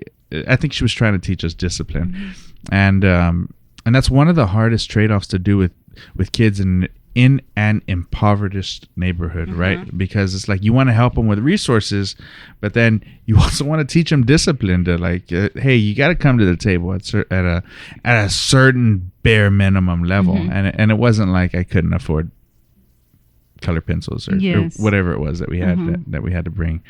Well, I tell the students, or I used to tell the students when I was a teacher, that usually. Well, high school, you hopefully, make it to high school. That's probably the last place you're going to have so many people. Maybe you may not get along with a teacher too, but that's the last place you're going to have so many people that do really care. Genuinely care. About you, going out into the real world. And preparing you. Right. Like they're fluffing you up to and go now out there. There's so much more opportunity than there was, because I saw South San grow where they have the career center. I mean, the kids, they can be helped, financial aid, little workshops. I mean, that wasn't there in the beginning when I started there. So in all the high schools I've seen, I mean, what I'm seeing now, not being a teacher but subbing, is that I think you've heard where like COVID affected the students, Yes. and I've like in the middle school I see that where the students are behind the discipline, I think attention, you know, to trying to get something done, to the discipline, trying to, you know, my pet peeve, what the kids do, they didn't do it back then. I never saw it at South San where they'd break the pencil. The teachers have pencils, you know, where they don't even, a lot of times there's supplies there. There's paper now, pencils that, you know, back then, you know, you brought They didn't do everything. Now there's paper, whatever, and the kids break the pencil. Yeah, I could do it with one hand like this. No, just kidding. I My goal was to do it with just one finger. I finally did it. No, I'm just they were kidding. breaking pencils no, back then. just kidding. I never saw any broken pencils Not in high my school, classroom. I don't Yeah, think so. but I don't it's know. like I see, and I tell the kids. We used to do pencil fight in middle school. All right. okay. I'm guilty. Yeah, But that's not just going like that. After you borrowed the no. pencil. We would hold the pencil like this, and then you'd hit it, and whoever, it was like a certain technique. Yeah. Like we learned. There was something physiological about it because we learned how to move the fingers. And I'm just kidding. Yeah. But we would play pencil fight. Yeah, but that was different. That's still different. My than mom what- hated it. I paid a lot of money for those pencils. And so I was like, all right, no pencil fight. No pencil. But I had a championship pencil. I have it in my living room. Oh. The end of your teaching career at South San, what were your greatest lessons learned at your whole career that you realized like? Nothing's perfect. I was the kind of kid that always wanted straight A's, you know, and sometimes in the end it doesn't make a difference, Right. you know, and so I think just that idea that nothing's ever perfect, you know, whether it's in a classroom, either way you run it, a paper that's written, even a relationship, nothing's perfect, you know. And I think my mother would always tell me that, but I still wanted things, you know, close to perfect. And I think that's one of the You're the things. oldest, right? Yes, I'm the oldest. I have two brothers, but so that's something. Yeah, and I think also not to ever give up, you know, on a student, you know, on a friend, on, you know, anybody, different levels, different ages, you know, there's always hope. That's another lesson even for my mom, that even though I had that concept, I think it keeps coming back, you know, hope. Hope. Yes. Emily Dickinson said, hope is the thing with feathers, you know, so that idea that it's, I even read, it's different than being positive, because hope is with a future, that it's not just, it's just different than being positive. It's, Yeah. What made you retire? When did you know it was time to hang it up?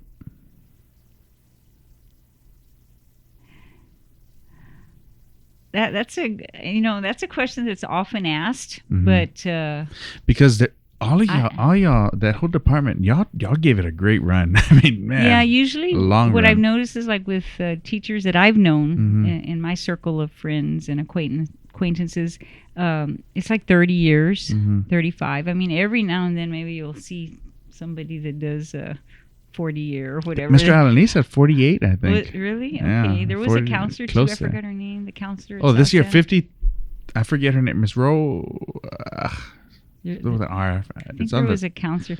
Yeah, just where retired this year. sometimes it's I've always been told that they're making less working than they would have retired, retired, with their teacher retirement pension. But yeah, I think I always wanted to retire before I was 60, and I just I think I was. I can't give you one answer. I just felt it was time. It was divine. Yeah, it was time. It was also the year before my mom had passed, 2020, and she passed right before COVID. The COVID hit, and I remember I had asked her, because she was in hospice. And I asked her, should I quit? And she's told me no. And I just felt, okay, I trust her and her opinion. And so I just felt one more year, you know. And so, yeah, I just felt it was time. Okay. Yeah. What do you think the next 5 years look like for you?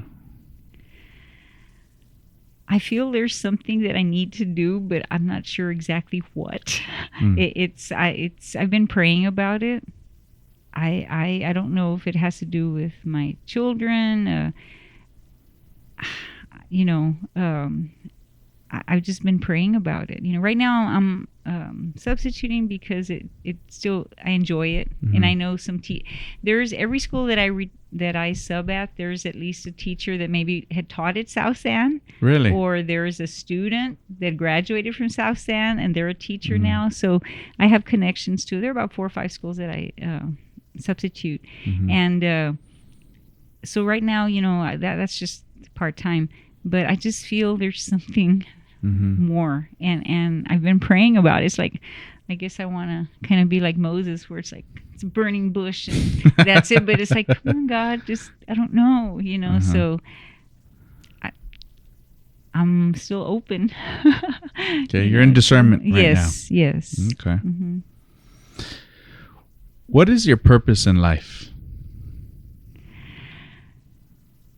I always have felt that if I can help others achieve their success, get to the point they need to be, that makes me happy. If I can, that's what I feel, throughout my life, that if I can help others achieve their purpose in life, I always felt maybe... Yeah, I mean, I want to serve God. I always want to, not perfect, but I want to, live my faith. Live for trying to help others, Okay. What's the best advice you were ever given? It's blaring in my head.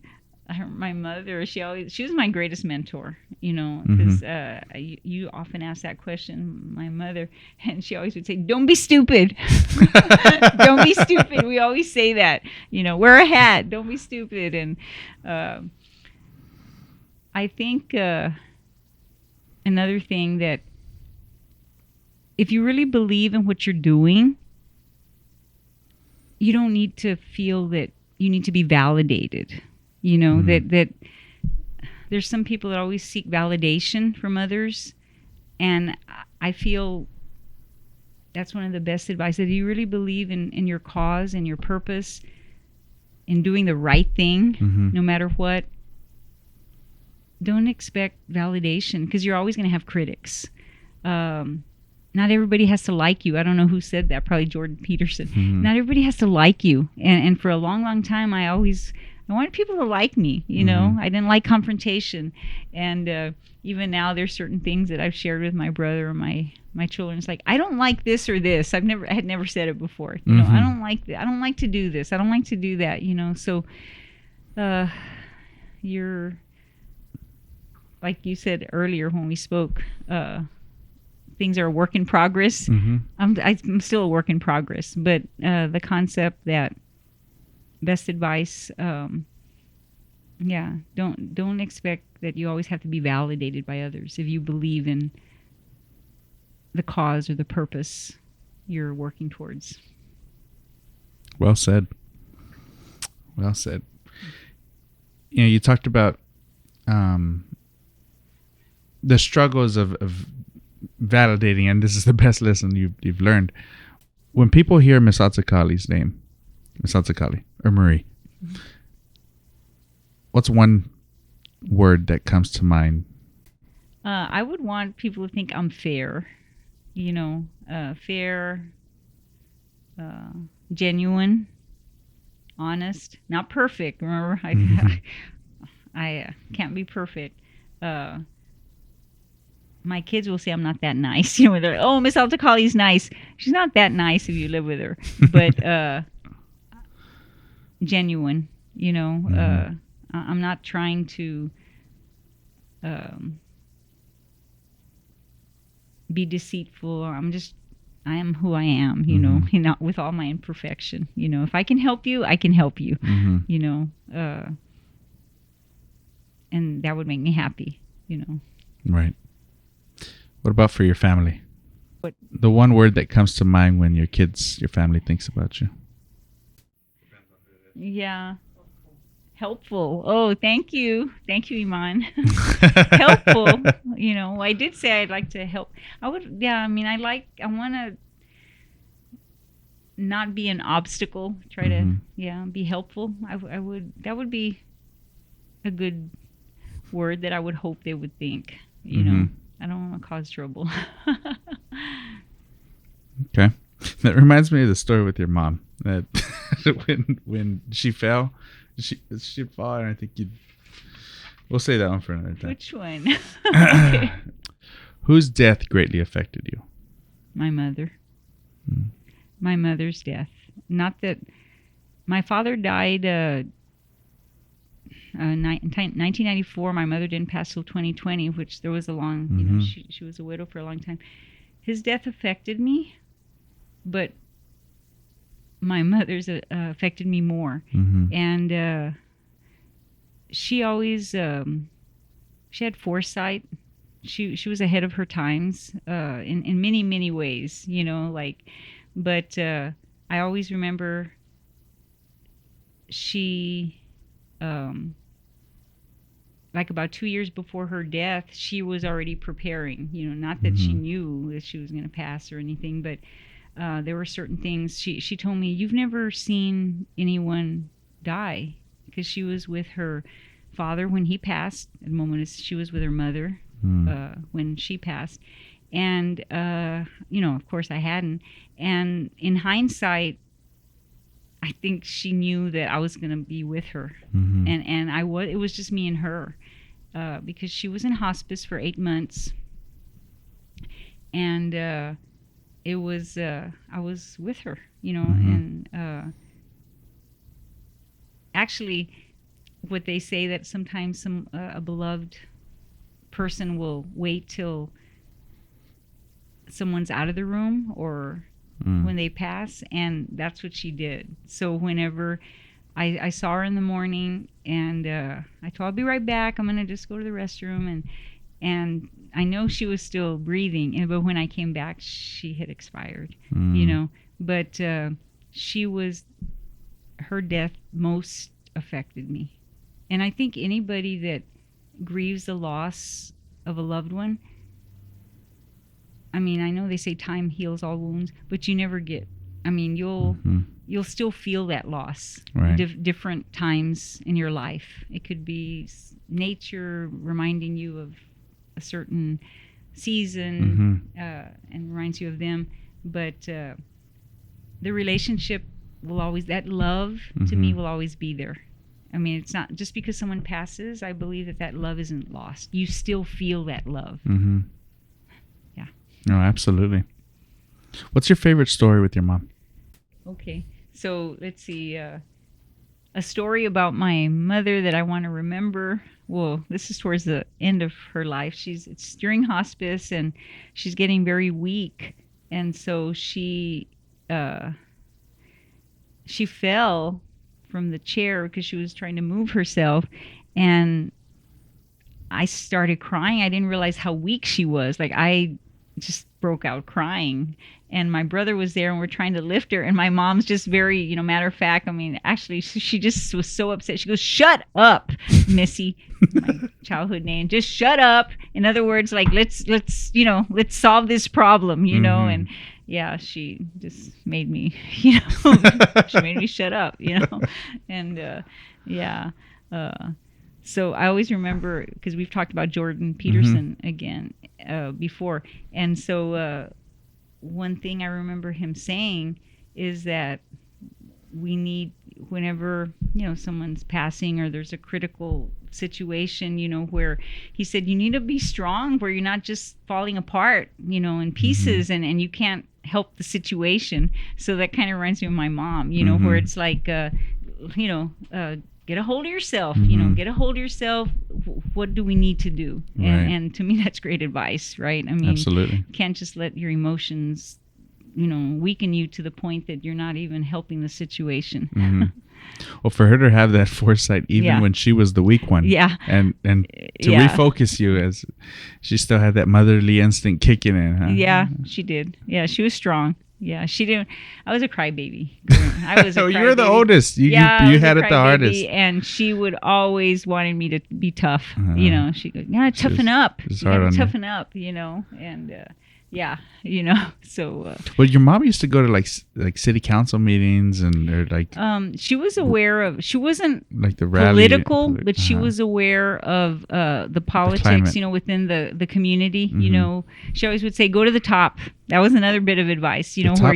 Whenever you're trying to address an issue, whether it's school, where sometimes you'll call and it's like there's a certain problem here going. So she always would say go to the top, try to find the top person in charge, because you know how you can relate the story over and over to chain of command, and so she always say go to the top. So she'd go to the mayor, she'd go to the city council, but in the end she'd end up talking to the mayor.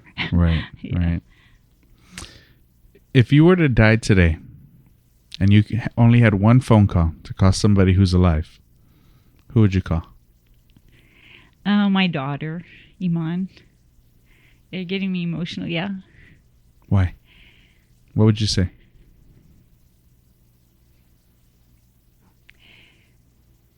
She's my best friend.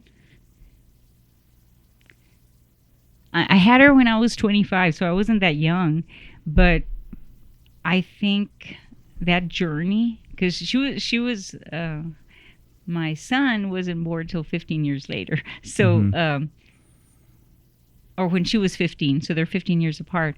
So I think I kind of grew up as a teacher, as a parent with her. She taught me a lot.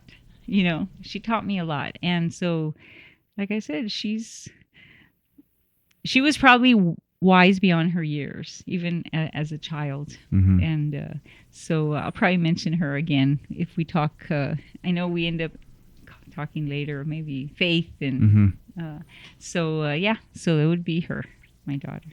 What would you tell her? Well, like most people say, I love you, but just she was my world. And not to say that other people, because my son, my husband, my brothers, but we went through a lot together, and so I'm just so proud of her. I'm so proud of her to be my daughter. So honored that she was my daughter. She is my daughter. Before my mother passed, one thing she told me, this was like,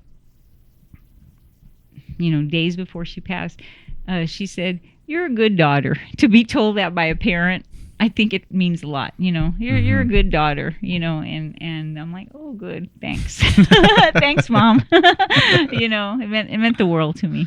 Yeah, because I think growing up, even the generations where I know families, there are different ways showing love, but we weren't always saying, "I love you, I love you."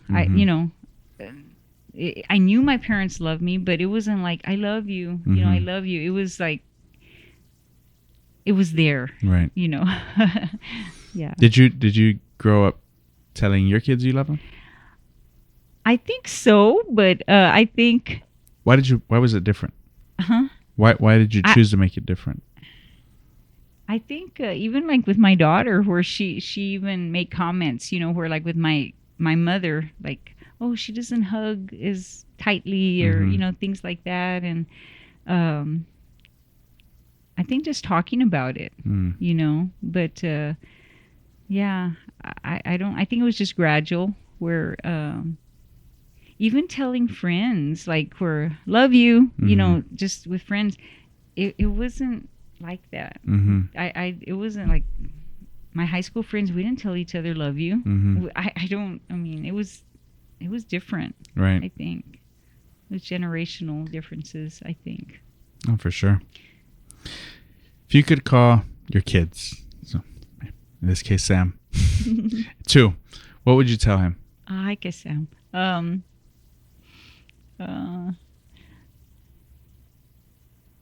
Believe in yourself.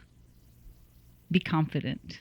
You have the skills to be successful in anything you put your mind to. That's what I would tell him. And make sure you tell him, call Jesus if you need anything. Okay. Okay. Yeah, I always would. Yeah, actually, I've told him that before. You know, call him on or call Jesus or ask, you know, for advice or anything. How do you know if something is divine? I think there's a certain peace, PEACE, that comes with it. Like, it's like if your mind is in turmoil, I think when something you feel comes from God, from faith, there's a peace. And it's just where it's like, where you hear let go and let God, like it there's just a peace to it, you know, and something that can't be explained. Do you believe in God? I believe in God, and I've been asked that even recently, probably within the week. The question, why? Why not? I mean, I feel just looking at the natural universe, nature. I mean, this grand design. Who are we without some higher being that had a design for us? And I grew up Catholic. We went to church every Sunday, even daily mass. We'd get up and go. My brothers were. They needed it. Well, they were the, what do you call it? The altar boys. Oh, they were. At 6 a.m, we'd go to mass at 6 a.m. and then go to school at 8 or whatever. But Catholic rosary, you know, even when like death, there was the rosary, the 9 days. We used to do 9 days of rosaries. You know, I just never thought otherwise, that there has to be a God, you know, for the way this world came about. What happens after you die? I believe that with the spirit, the soul, there's some kind of peacefulness that is unimaginable. I don't see bodies.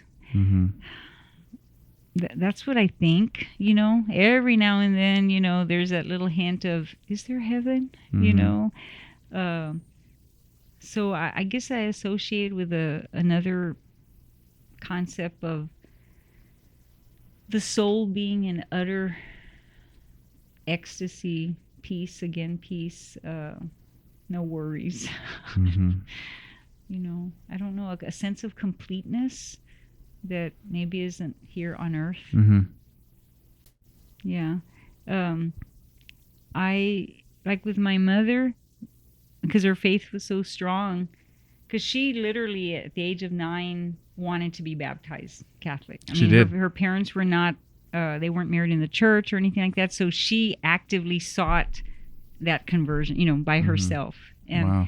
But she always made it, death wasn't seen, we didn't see it as such, I don't know, I didn't see it as such a scary experience, just because I guess sometimes you ask the question, when was my first, or when,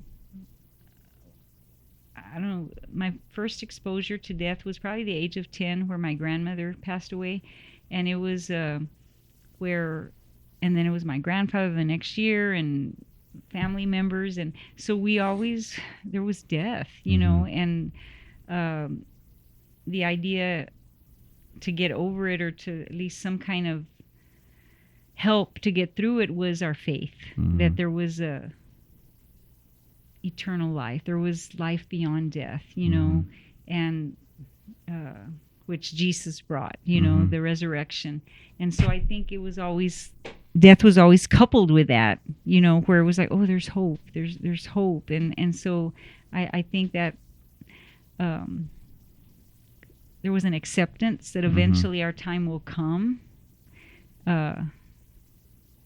And I think that's what has helped, but it's still, there's a lot of grief when a family member, especially a young person, Right. you know, or even like when it was my students, or it was, you know, somebody I knew, but yeah, so death.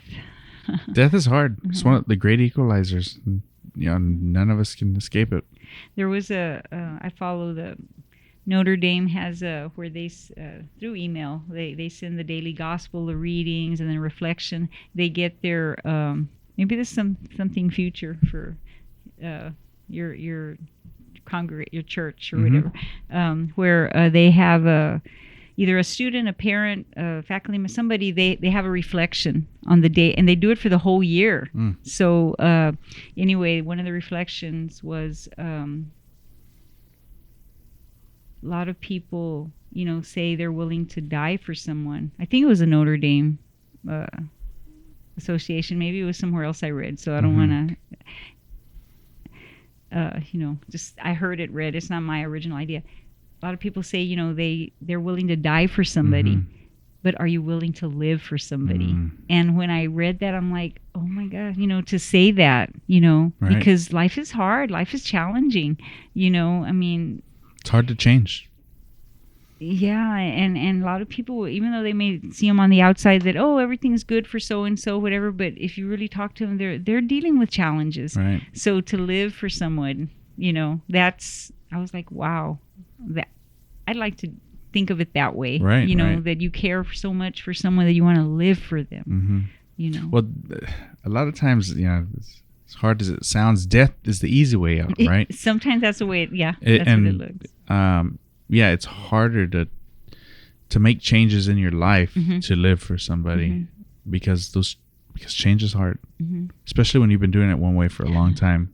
And you're hard-headed. And and you're hard-headed. And you have a million excuses why it shouldn't work, right?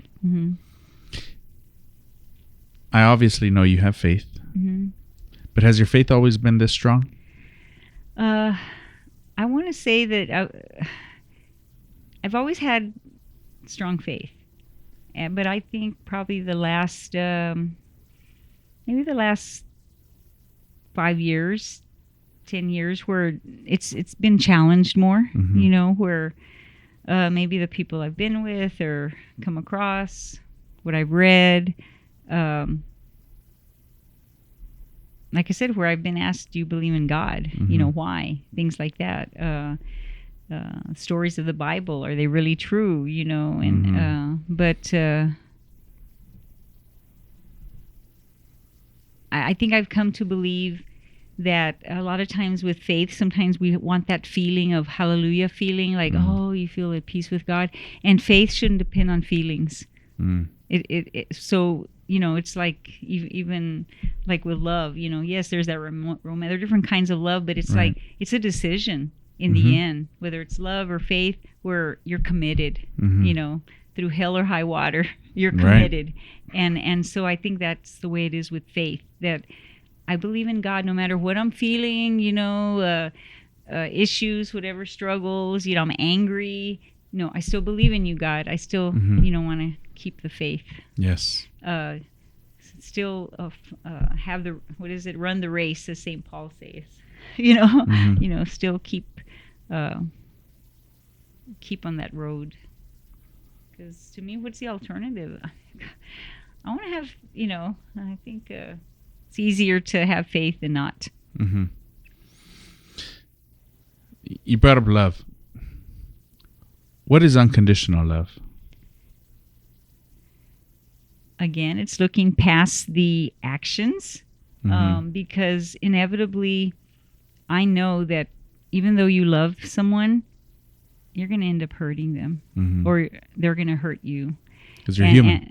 Yeah, and so you can't you can't take away forgiveness from love. Mm-hmm. Love and forgiveness. I mean, there's no way that you're not going to end up in some way maybe Mm-hmm. hurting someone you love. That's what I know. I just said You've that. seen the but pattern over and over. Yeah. It's so you go past the action, the words, and like you said before, the intent. I mean, Mm-hmm. did they want to help you, but in the end they didn't do it in the best way? You know, did they say something in anger? Did they do something in anger when, you know, if they had calmed down, they wouldn't have done it? Miscommunication, Mm-hmm. communication, you know, like, you know, Mm-hmm. that to not be able to say the right words, not to set the boundaries, you know, Mm-hmm. so many relationships have been destroyed by that. But if you can forgive and get past, I don't know. I mean, at least, you know, have Mm-hmm. mercy, just like God's grace, you know, Mm-hmm. where undeserved mercy, you know, that's what I keep trying to tell myself, like, you know, where it's like, oh, I'm sorry, I shouldn't have done it that way, you know, but if you can get past the hurt, you know, Yeah. and still you can still build on that, you know.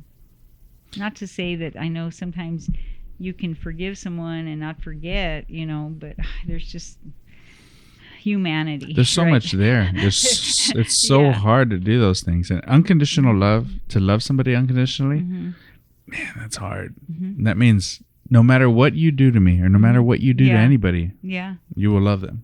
Mhm. And it's a choice Mhm. to actively make that choice and follow through, even when you don't want to. Mhm.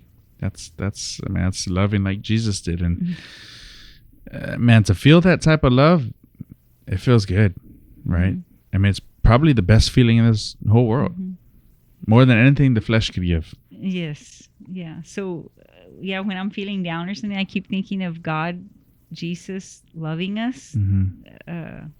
Again, grace, undeserved mercy, where it's like, God, to be loved like that. Yeah. Mhm. Can I do that for someone else? Yes. You know, that's a gift. That always is like where as soon as I get bad news, that's where I go to.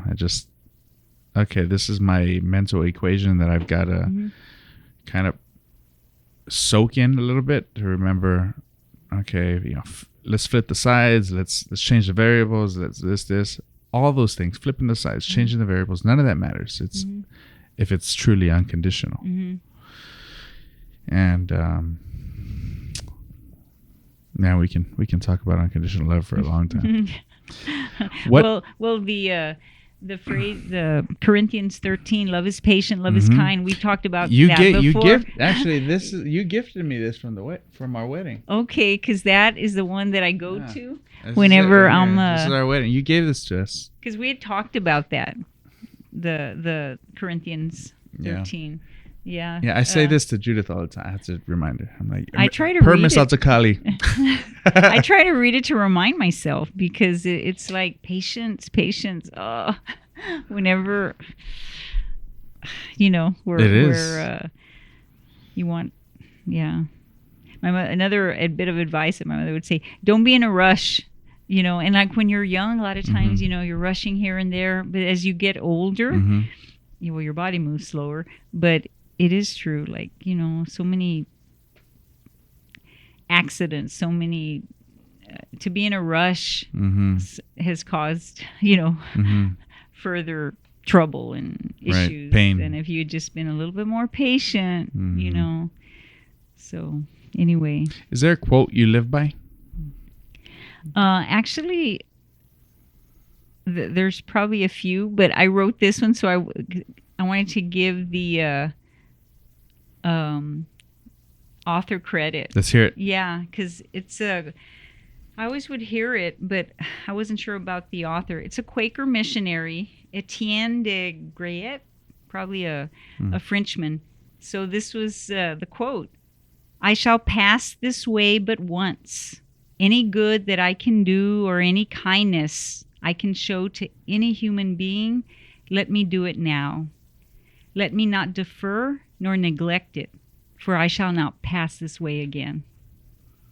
That's probably my favorite quote. That moment, you know, it'll never come again. So that kind word, or if we're angry, you know, you know, it make the difference in a negative way. But that, I mean, there's so many people that they're just passing strangers, but I know that what they said to me made all the for that moment in time. It was so helpful, you know. I mean, just, and what I've noticed at a lot of the middle schools, I'll tell you this message of kindness, they're literally putting it on the walls, you know, to be kind. Be kind. Yeah, kindness, you know. So any good that I can do, let me do it now, for I shall not pass this way again.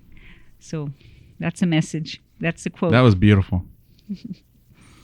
We need to have you on more often saying some of this, because you could tell you're definitely an English teacher. Reading that name, I wouldn't be able to pronounce it. Yeah, well, I want to give the author credit, because I'm like, I know the quote, you know, say it bits, you know, I say part of it all the time, but, you know. The other one is a serenity prayer, you know, I mean, you know, the idea, God, give me the serenity to accept the things I cannot change, the courage to change the things that I can, and the wisdom to know the difference. I think that came from a AA, right? I don't know, but that was also beautiful. Yeah, I mean, that's a serenity prayer, you know, where it's like, let me know the difference, you know. There's some things no matter how you want to change it, you can't. Like even you said, you know, if a person wants to change, they need to decide when, you know. So you can only influence so much. Is there a favorite parable in the Bible that you often find yourself going to? You know, we go through different seasons. You talked about the season. Oh, I don't know if it's a parable.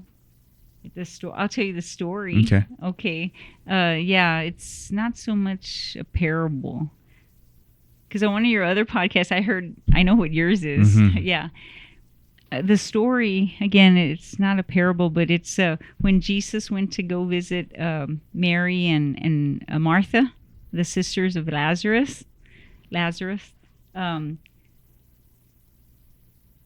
Mary was just ready to listen to Jesus. Martha was moving all around, trying to prepare everything, whatever. And she tells Jesus, look, Mary. And of course, I'm paraphrasing, you know, Mary's not helping me, And Jesus basically told her to, Mary chose the better action to listen, you know, to his words, where she's running around like, you know, crazy. And so a lot of times that idea that let go and let God, where, I need to do this and this, you know, just rushing around.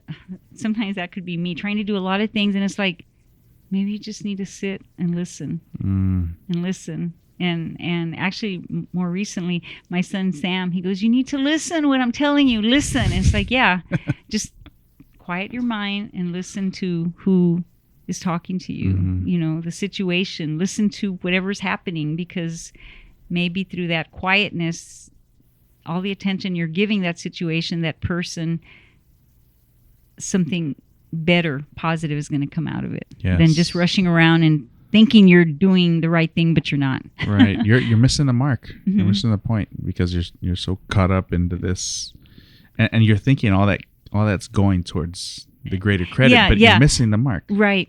That maybe that one person you need to really reach is right there, and you've lost them because you're worried about making sure the food's on the table.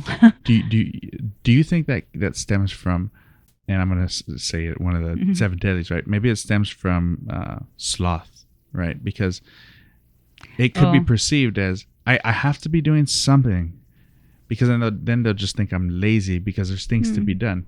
So you're thinking that you have to be doing something because you don't want to be, even though even I wouldn't be lazy all the time. And I don't know, maybe it's, I'm just saying a counter argument. Maybe not to be, not to be seen as But you're still missing the mark. You Yeah. still are wasting time, Yeah. right? I mean, technically. Yeah, and it could also be where what we're thinking other people are thinking of us. Yes. Right? Oh, yeah. That idea of, remember I talked about validation Yes, earlier, that the I want people to validation. validate me. Then there's I that want problem people again. to acknowledge that I'm doing something that's useful. Mm-hmm. You know, my grandmother, my maternal grandmother, she would say it in Spanish, but you can't just be good. You have to be good for something. You know, yeah, she said good. bueno, pero said bueno para algo. You know, that a concept, and I think I got it probably. You know, where yes, be patient, be attentive, don't be in a rush, but then also, Yes. but you gotta be, you know. You gotta have purpose. It's gotta be deliberate and that's hard to find. Yeah, balance. Mm-hmm. When, you know, not to be rushing, be panicky, impatient, but there has to be that quiet time too. I don't know if I've shared this on the podcast yet, but I've realized that, I mentioned how I was a weak reader, especially at a younger age before we found I was dyslexic. We used to read in circles, Oh yeah. and I hated it. So I would count the sentences that the person in front of me would go, and I would practice reading that line over and over and over. And when I would get there, I'd read it fast. And I'd read it fast because I was scared that if I read it slow, people would think I didn't know how to read, and I was dumb. And I find myself that's the big root that's deep down in my history as to why I talk fast. Whenever I'm trying to explain something, I'm just going because I don't want any space to think, oh, I missed my thought or I missed this. I talk fast because I couldn't read fast, and the only reason I was reading fast because I would count 5 before. But if it was right behind me, man, I was pronouncing the word with my finger, and I was like this, and I just felt all the pressure, and so it's crazy, just again thinking about it from the self-reflective why I would talk fast. It's like, no, it's actually better to talk slow, and even if you do lose your train of thought, just hold the silence until it comes back. Embrace it and move on. And then what does that show? That shows you've got control of the situation. The reason I felt like I was so angry because I didn't have control. I didn't know how to read. Or I felt like I didn't know how to read, even though I did. That's a lot of pressure for the children, the students, to read aloud. I always would try to figure out if somebody wasn't such a great reader, to be putting them on the spot, like, oh, you have to read. I felt so bad as a teacher because, I mean, they're embarrassed. So I would try to always figure out, who wants to read and things like that. But yeah, that to reflect on that, I mean, that was so much pressure as a child, young person. Well, just also what stems from it, right? It's like, okay, I start talking faster because I want to be perceived as intelligent and I can read. And well, when you talk fast, what really comes from it, people might miss something. I guess a positive is they know you're excited about it. So that shows energy and you're excited. But you could talk slow and have control of the conversation and show deep thought and intellect, right? And maybe there's times to wrap it up and there's times to be slow, but I've had a lot of those realization moments of really deep thinking in silence and why am I this way, and remembering a moment when that's where it started. Self-reflection. Which is very healthy. That's a power move. It's when you get to that, and I'm not tipping my own hat because I've got a lot to self-reflect on, but when you're able to look past your pride and those things and really reflect on, did I do this the right way? Did I do it the wrong way? And sometimes we over self-reflect, and again, you're in that paralysis. It's like, now I'm just stuck. I can't even move because I don't want to hurt nobody. I don't want to mess up. I don't want to this. And then at the end of the day, it's just maybe, I was going to quote your mom, shut up, Jesus, and just go, right? Just just do it. Just do it. Yeah. I don't know. I these are hard questions. Well, I think you're just doing it. All your work's in progress. You're doing it. Just doing it. This next kind of series here, we'll go a little bit rapid fire, and then they weren't questions I had prepared. So this is gonna come straight from the heart. Favorite artist? Could be poetry, could be music, could be painter. I like Vincent van Gogh. I know he's very classic, you know, but He's missing an ear, like right? him. Yeah, he had a lot of issues, and I think those are the things we relate to a lot of times. He would get depressed, and he had his blue room or yellow room or something. But yeah, I'll just say Vincent van Gogh. Yeah. I thought it was gonna be Robert Frost. Oh, you said poet? Any art, Yeah. any painting, art, of poetry, Robert music. Frost, author. Author. They're an yeah. artist, right? An author's an artist. Yeah. So even like right now, I can't even remember. Okay, author. This is yeah. separate. Let's separate it. Well, author. I like author. I like William Faulkner. He wrote like Mississippi Southern. He was a Southern writer, and the reason I liked him is because he was one of the first authors where every chapter was by a different perspective, a character's perspective. That's cool. So, in other words, it wasn't like you weren't just getting one point of view. Mm-hmm. So you had a family. He always had a Southern family, and every person in the family had a different perspective of the same situation, right? Like, and which is real life, right? Mm-hmm. The way you will interpret something is different than someone else. So that's what I like, that every chapter was a different perspective, and the family was quite challenged. You know, they had their issues, their drama, and so William Faulkner, The Sound and the Fury, that was one of my favorite novels. And Sandra Cisneros, she was, as a Hispanic female writer, she was one of the first ones. And I've always, I met her personally. Just Mi Última? No, she didn't write. House on Mango Street. House on Mango Street, Street. Yeah. And so she, she was, her father was from Mexico. Her mother was American born, but she was one of the first Latinas. And later, if you ask me a question, I'll talk about, Latinos, but which includes, Mexican, different, any Spanish speaking background.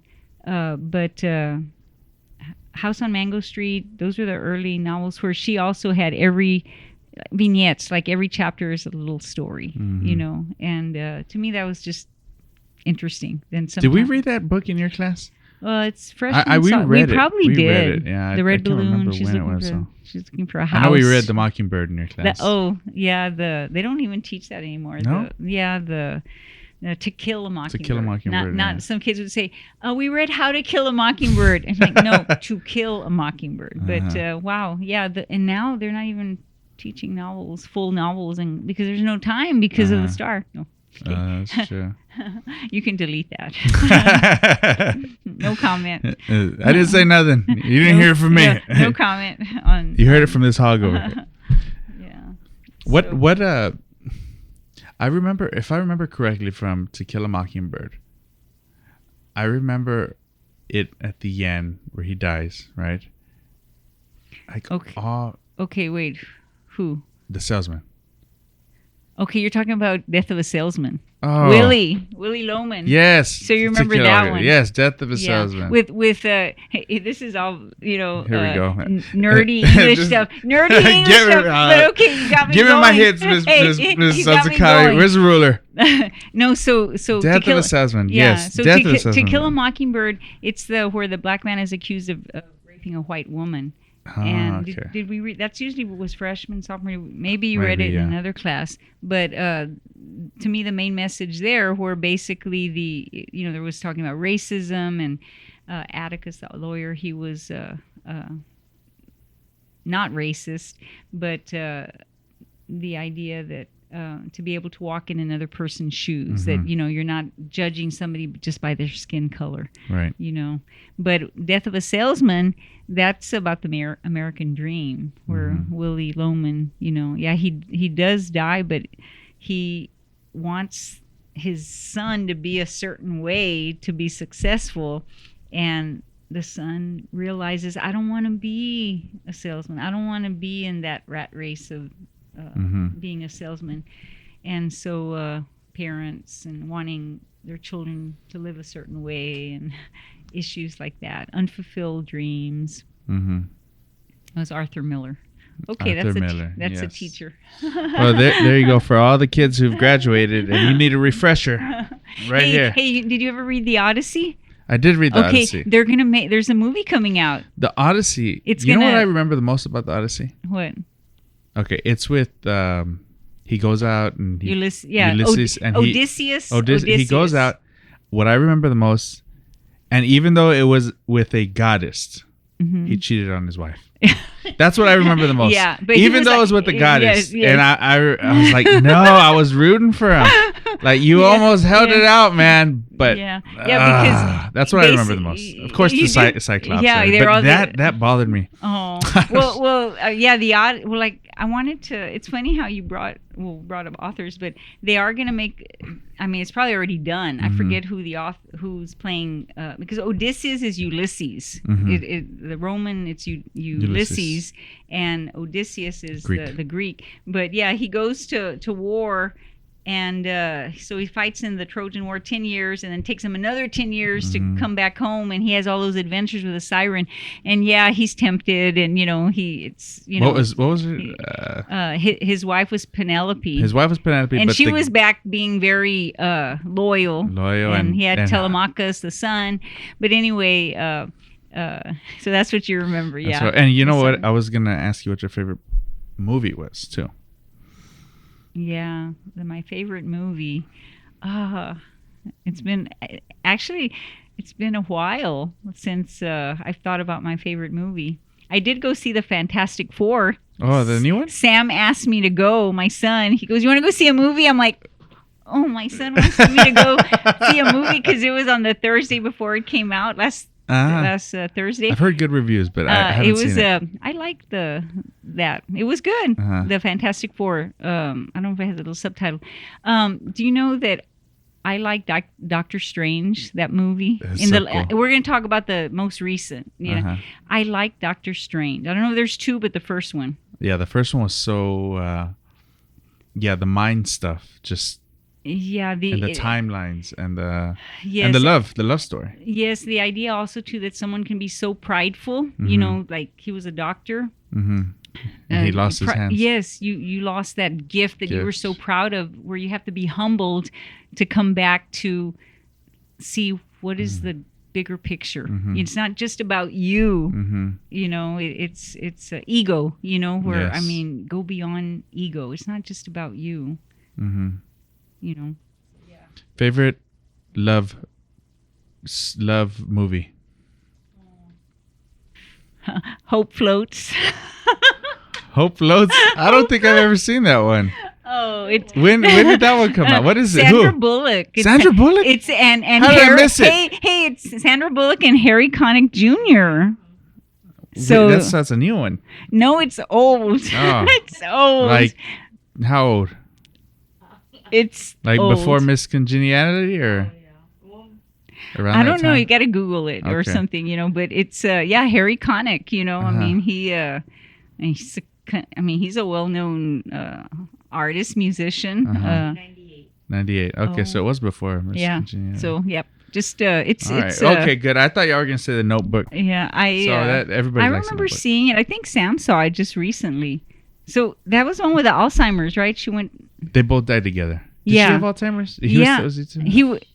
She had Alzheimer's, and so Okay. that He was telling her the story. yes, he was telling her the story, their love story, Ah, okay, kind of, okay. and he wanted to live in the, I guess the home In the with home her, with and her. the kids are like, you don't need to be here, Dad. Yeah. You That's know? right. Yeah. One other thing I'll say is you have a book list that you would always recommend to me and it wasn't an official thing, but you recommended me The Outliers. And when I read The Outliers, that really changed my perspective on the education system, on what I was capable of accomplishing, on how to raise my kids. Okay. I mean, that book,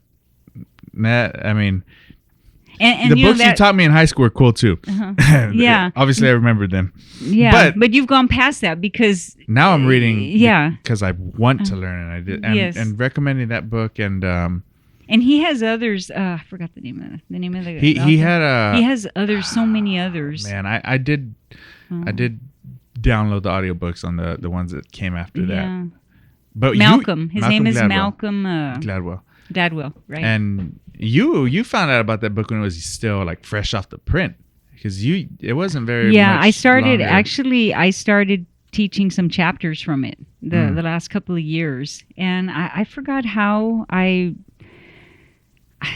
honestly, I forgot. Maybe it was at a workshop or something that other teachers were using it. But yeah, we would read certain chapters because it really impressed me. You know, he did a lot of research. Yeah, I think you gave me a book too. Yeah, I thought I'd give you a copy of. I know I gave you a copy of Tuesdays with Maury. The one about Robert Fulghum. Everything You Need to Know You Learned in Kindergarten, probably. I think. That one too. Yeah, those are old school, but they're basic. Right. Just right up my alley. Well, I mean, basic to the the truths of life. Where because even everything you learned in kindergarten, honestly, kindness, sharing, where he mentions that I don't know if y'all ever did the planting the bean in the little styrofoam cup where it grows, but it won't live forever, or I mean, just yeah. Yeah. So I bring that up because what's on your reading list right now that you would recommend? Actually, what I'm trying to read is I've always liked biographies. I like history, but biographies. So I haven't read a biography recently, but I'm trying to read more spiritual books. So Philip Yancey, I'm impressed with that author. One of the books, it's called Where's God When It Hurts? And comforting, healing guide with coping with hard times. And so he is just discussing where there's people experiencing so much grief, and it's like, well, God, why is this happening to me? Like I'm doing everything I'm supposed to, but why did this tragedy occur? So he interviewed people, and he I mean, there are other books. He mentions biblical passages like Job, where Job was so faithful, and yet he lost his family, his crops. I mean, all these things were happening to him, and where they were like, you still believe in God, you still believe in God, and he never lost his faith. That's some Old Testament love right there. Yes, and so I'd recommend this book because I'm going to read it again. I read it once, and I'm going to read it again. But yeah, so. No, I whatever's on your list, it's like always I said, something I download. It's spiritual right now. I think I've gone past the fiction, even some of the literature I would teach that I'm like, oh, I want to teach this. It's not like not that important to me. It's still entertainment, but the heart of the matter is related to what's the purpose in my life, especially the rest of my life, and how does it relate to family, friends, my faith, so I just want to try to get a little bit more spiritual. No, of course. I've probably read more books now that you've recommended to me than I read in your class. Oh, that's fine. and I've read quite a bit now. And probably all throughout high school. I think one year I read like 10 books, which was like on my own accord. And I wanted to finish off with this topic. And you talked about the next 5 years, you're still discerning what that could be. But I wonder if there's a book somewhere in the cooking that could be put together. You've seen a lot of different perspectives on lives and kids' stories. Have you ever thought about putting together a collection of stories just with your experiences as a I'm teacher? going to say any English teacher probably has written a book or wants to write a book, or there's a book back there in their brain. Any English teacher, it's there. You know, there are little writings here and there. You know, whether I know you've it's- even helped others with their books. I have edited. I mean, there's a former student, and she self-published a book of poetry, and she let me proofread it and stuff. And I enjoy editing, proofreading like that. But I think for myself, it's still, I maybe something will come out, But yeah, and I've sat at the computer, and I'm like, okay, and I have journals. But we'll see. We'll see. You have so much in there. Even how you remember the old books, the main point, the. Well, I always said literature was life. Like all this fiction, it was based on. A lot of times it was the author's life. Right. Where part of it is true, part of it's fictionalized.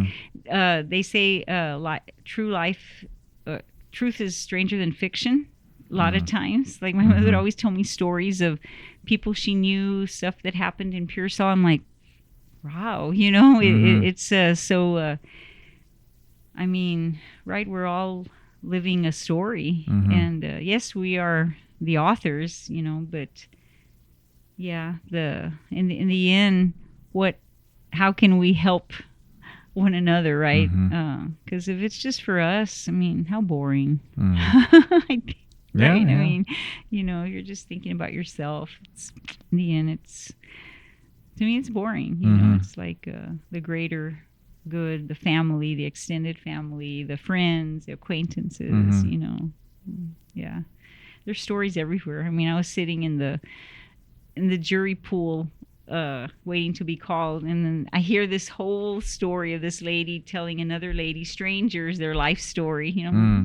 Okay, I mean, it could be writing it down, Yeah. But so anyway, we'll see. I don't know. It's been a pleasure to be able to sit here and talk with you and share. I think you've always been a very important part of my life since I first met you. Likewise. And I've grown real close with Iman, Sam, you, the whole family. I think y'all are definitely somebody I keep it close in my prayers, and whenever I do things, I'm like, oh man, your family's always the first to come out and bounce ideas off of this. And likewise too, like I'll tell Sam, well, you need to talk to Jesus about that, or so it's the same, that I think about y'all, and I mean, y'all are family. So I truly have enjoyed anytime we speak. I enjoy it when we speak together, but I appreciate you asking me, because I didn't feel I could do this. I think we could go a long time, but I'm gonna keep a cap because I don't want to take it for granted. But well, thank you again for inviting me. Yes, well, it's been a long time coming, and I know a lot of people are going to connect well with you. Well, I would love to hear from former students if this reaches them. I mean, how they can. That's right. How can people connect with you? It's Marie Altakali at what is it? Gmail.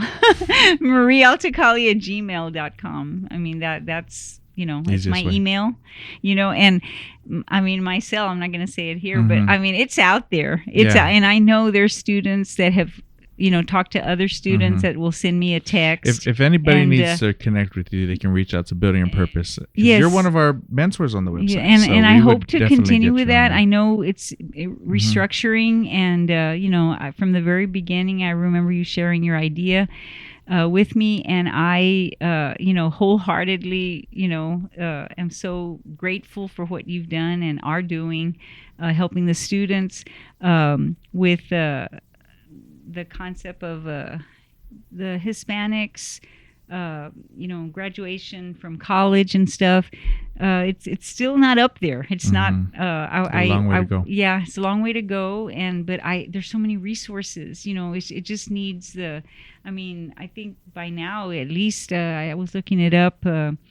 at least close to 80-something% of Hispanics graduate from high school, which is good. You know, Yes. it could be better. But even with college graduates, Latinos, it's only like 20%. You know, it was 15% in like 2000. So 20%. I think they say the national average is 32%, but still of Yes. college. And again, I look at those kind of statistics, but I have hope. And you know, with organizations like Building a Purpose, I mean, the sky's the limit, right? I mean, this is just the beginning. So I wish you the best, and hopefully, you know, I can still help Yes. with this, you know. Absolutely. Thank you so much, Ms. Altakali. Thank you. Until next time. Okay. God bless. God bless.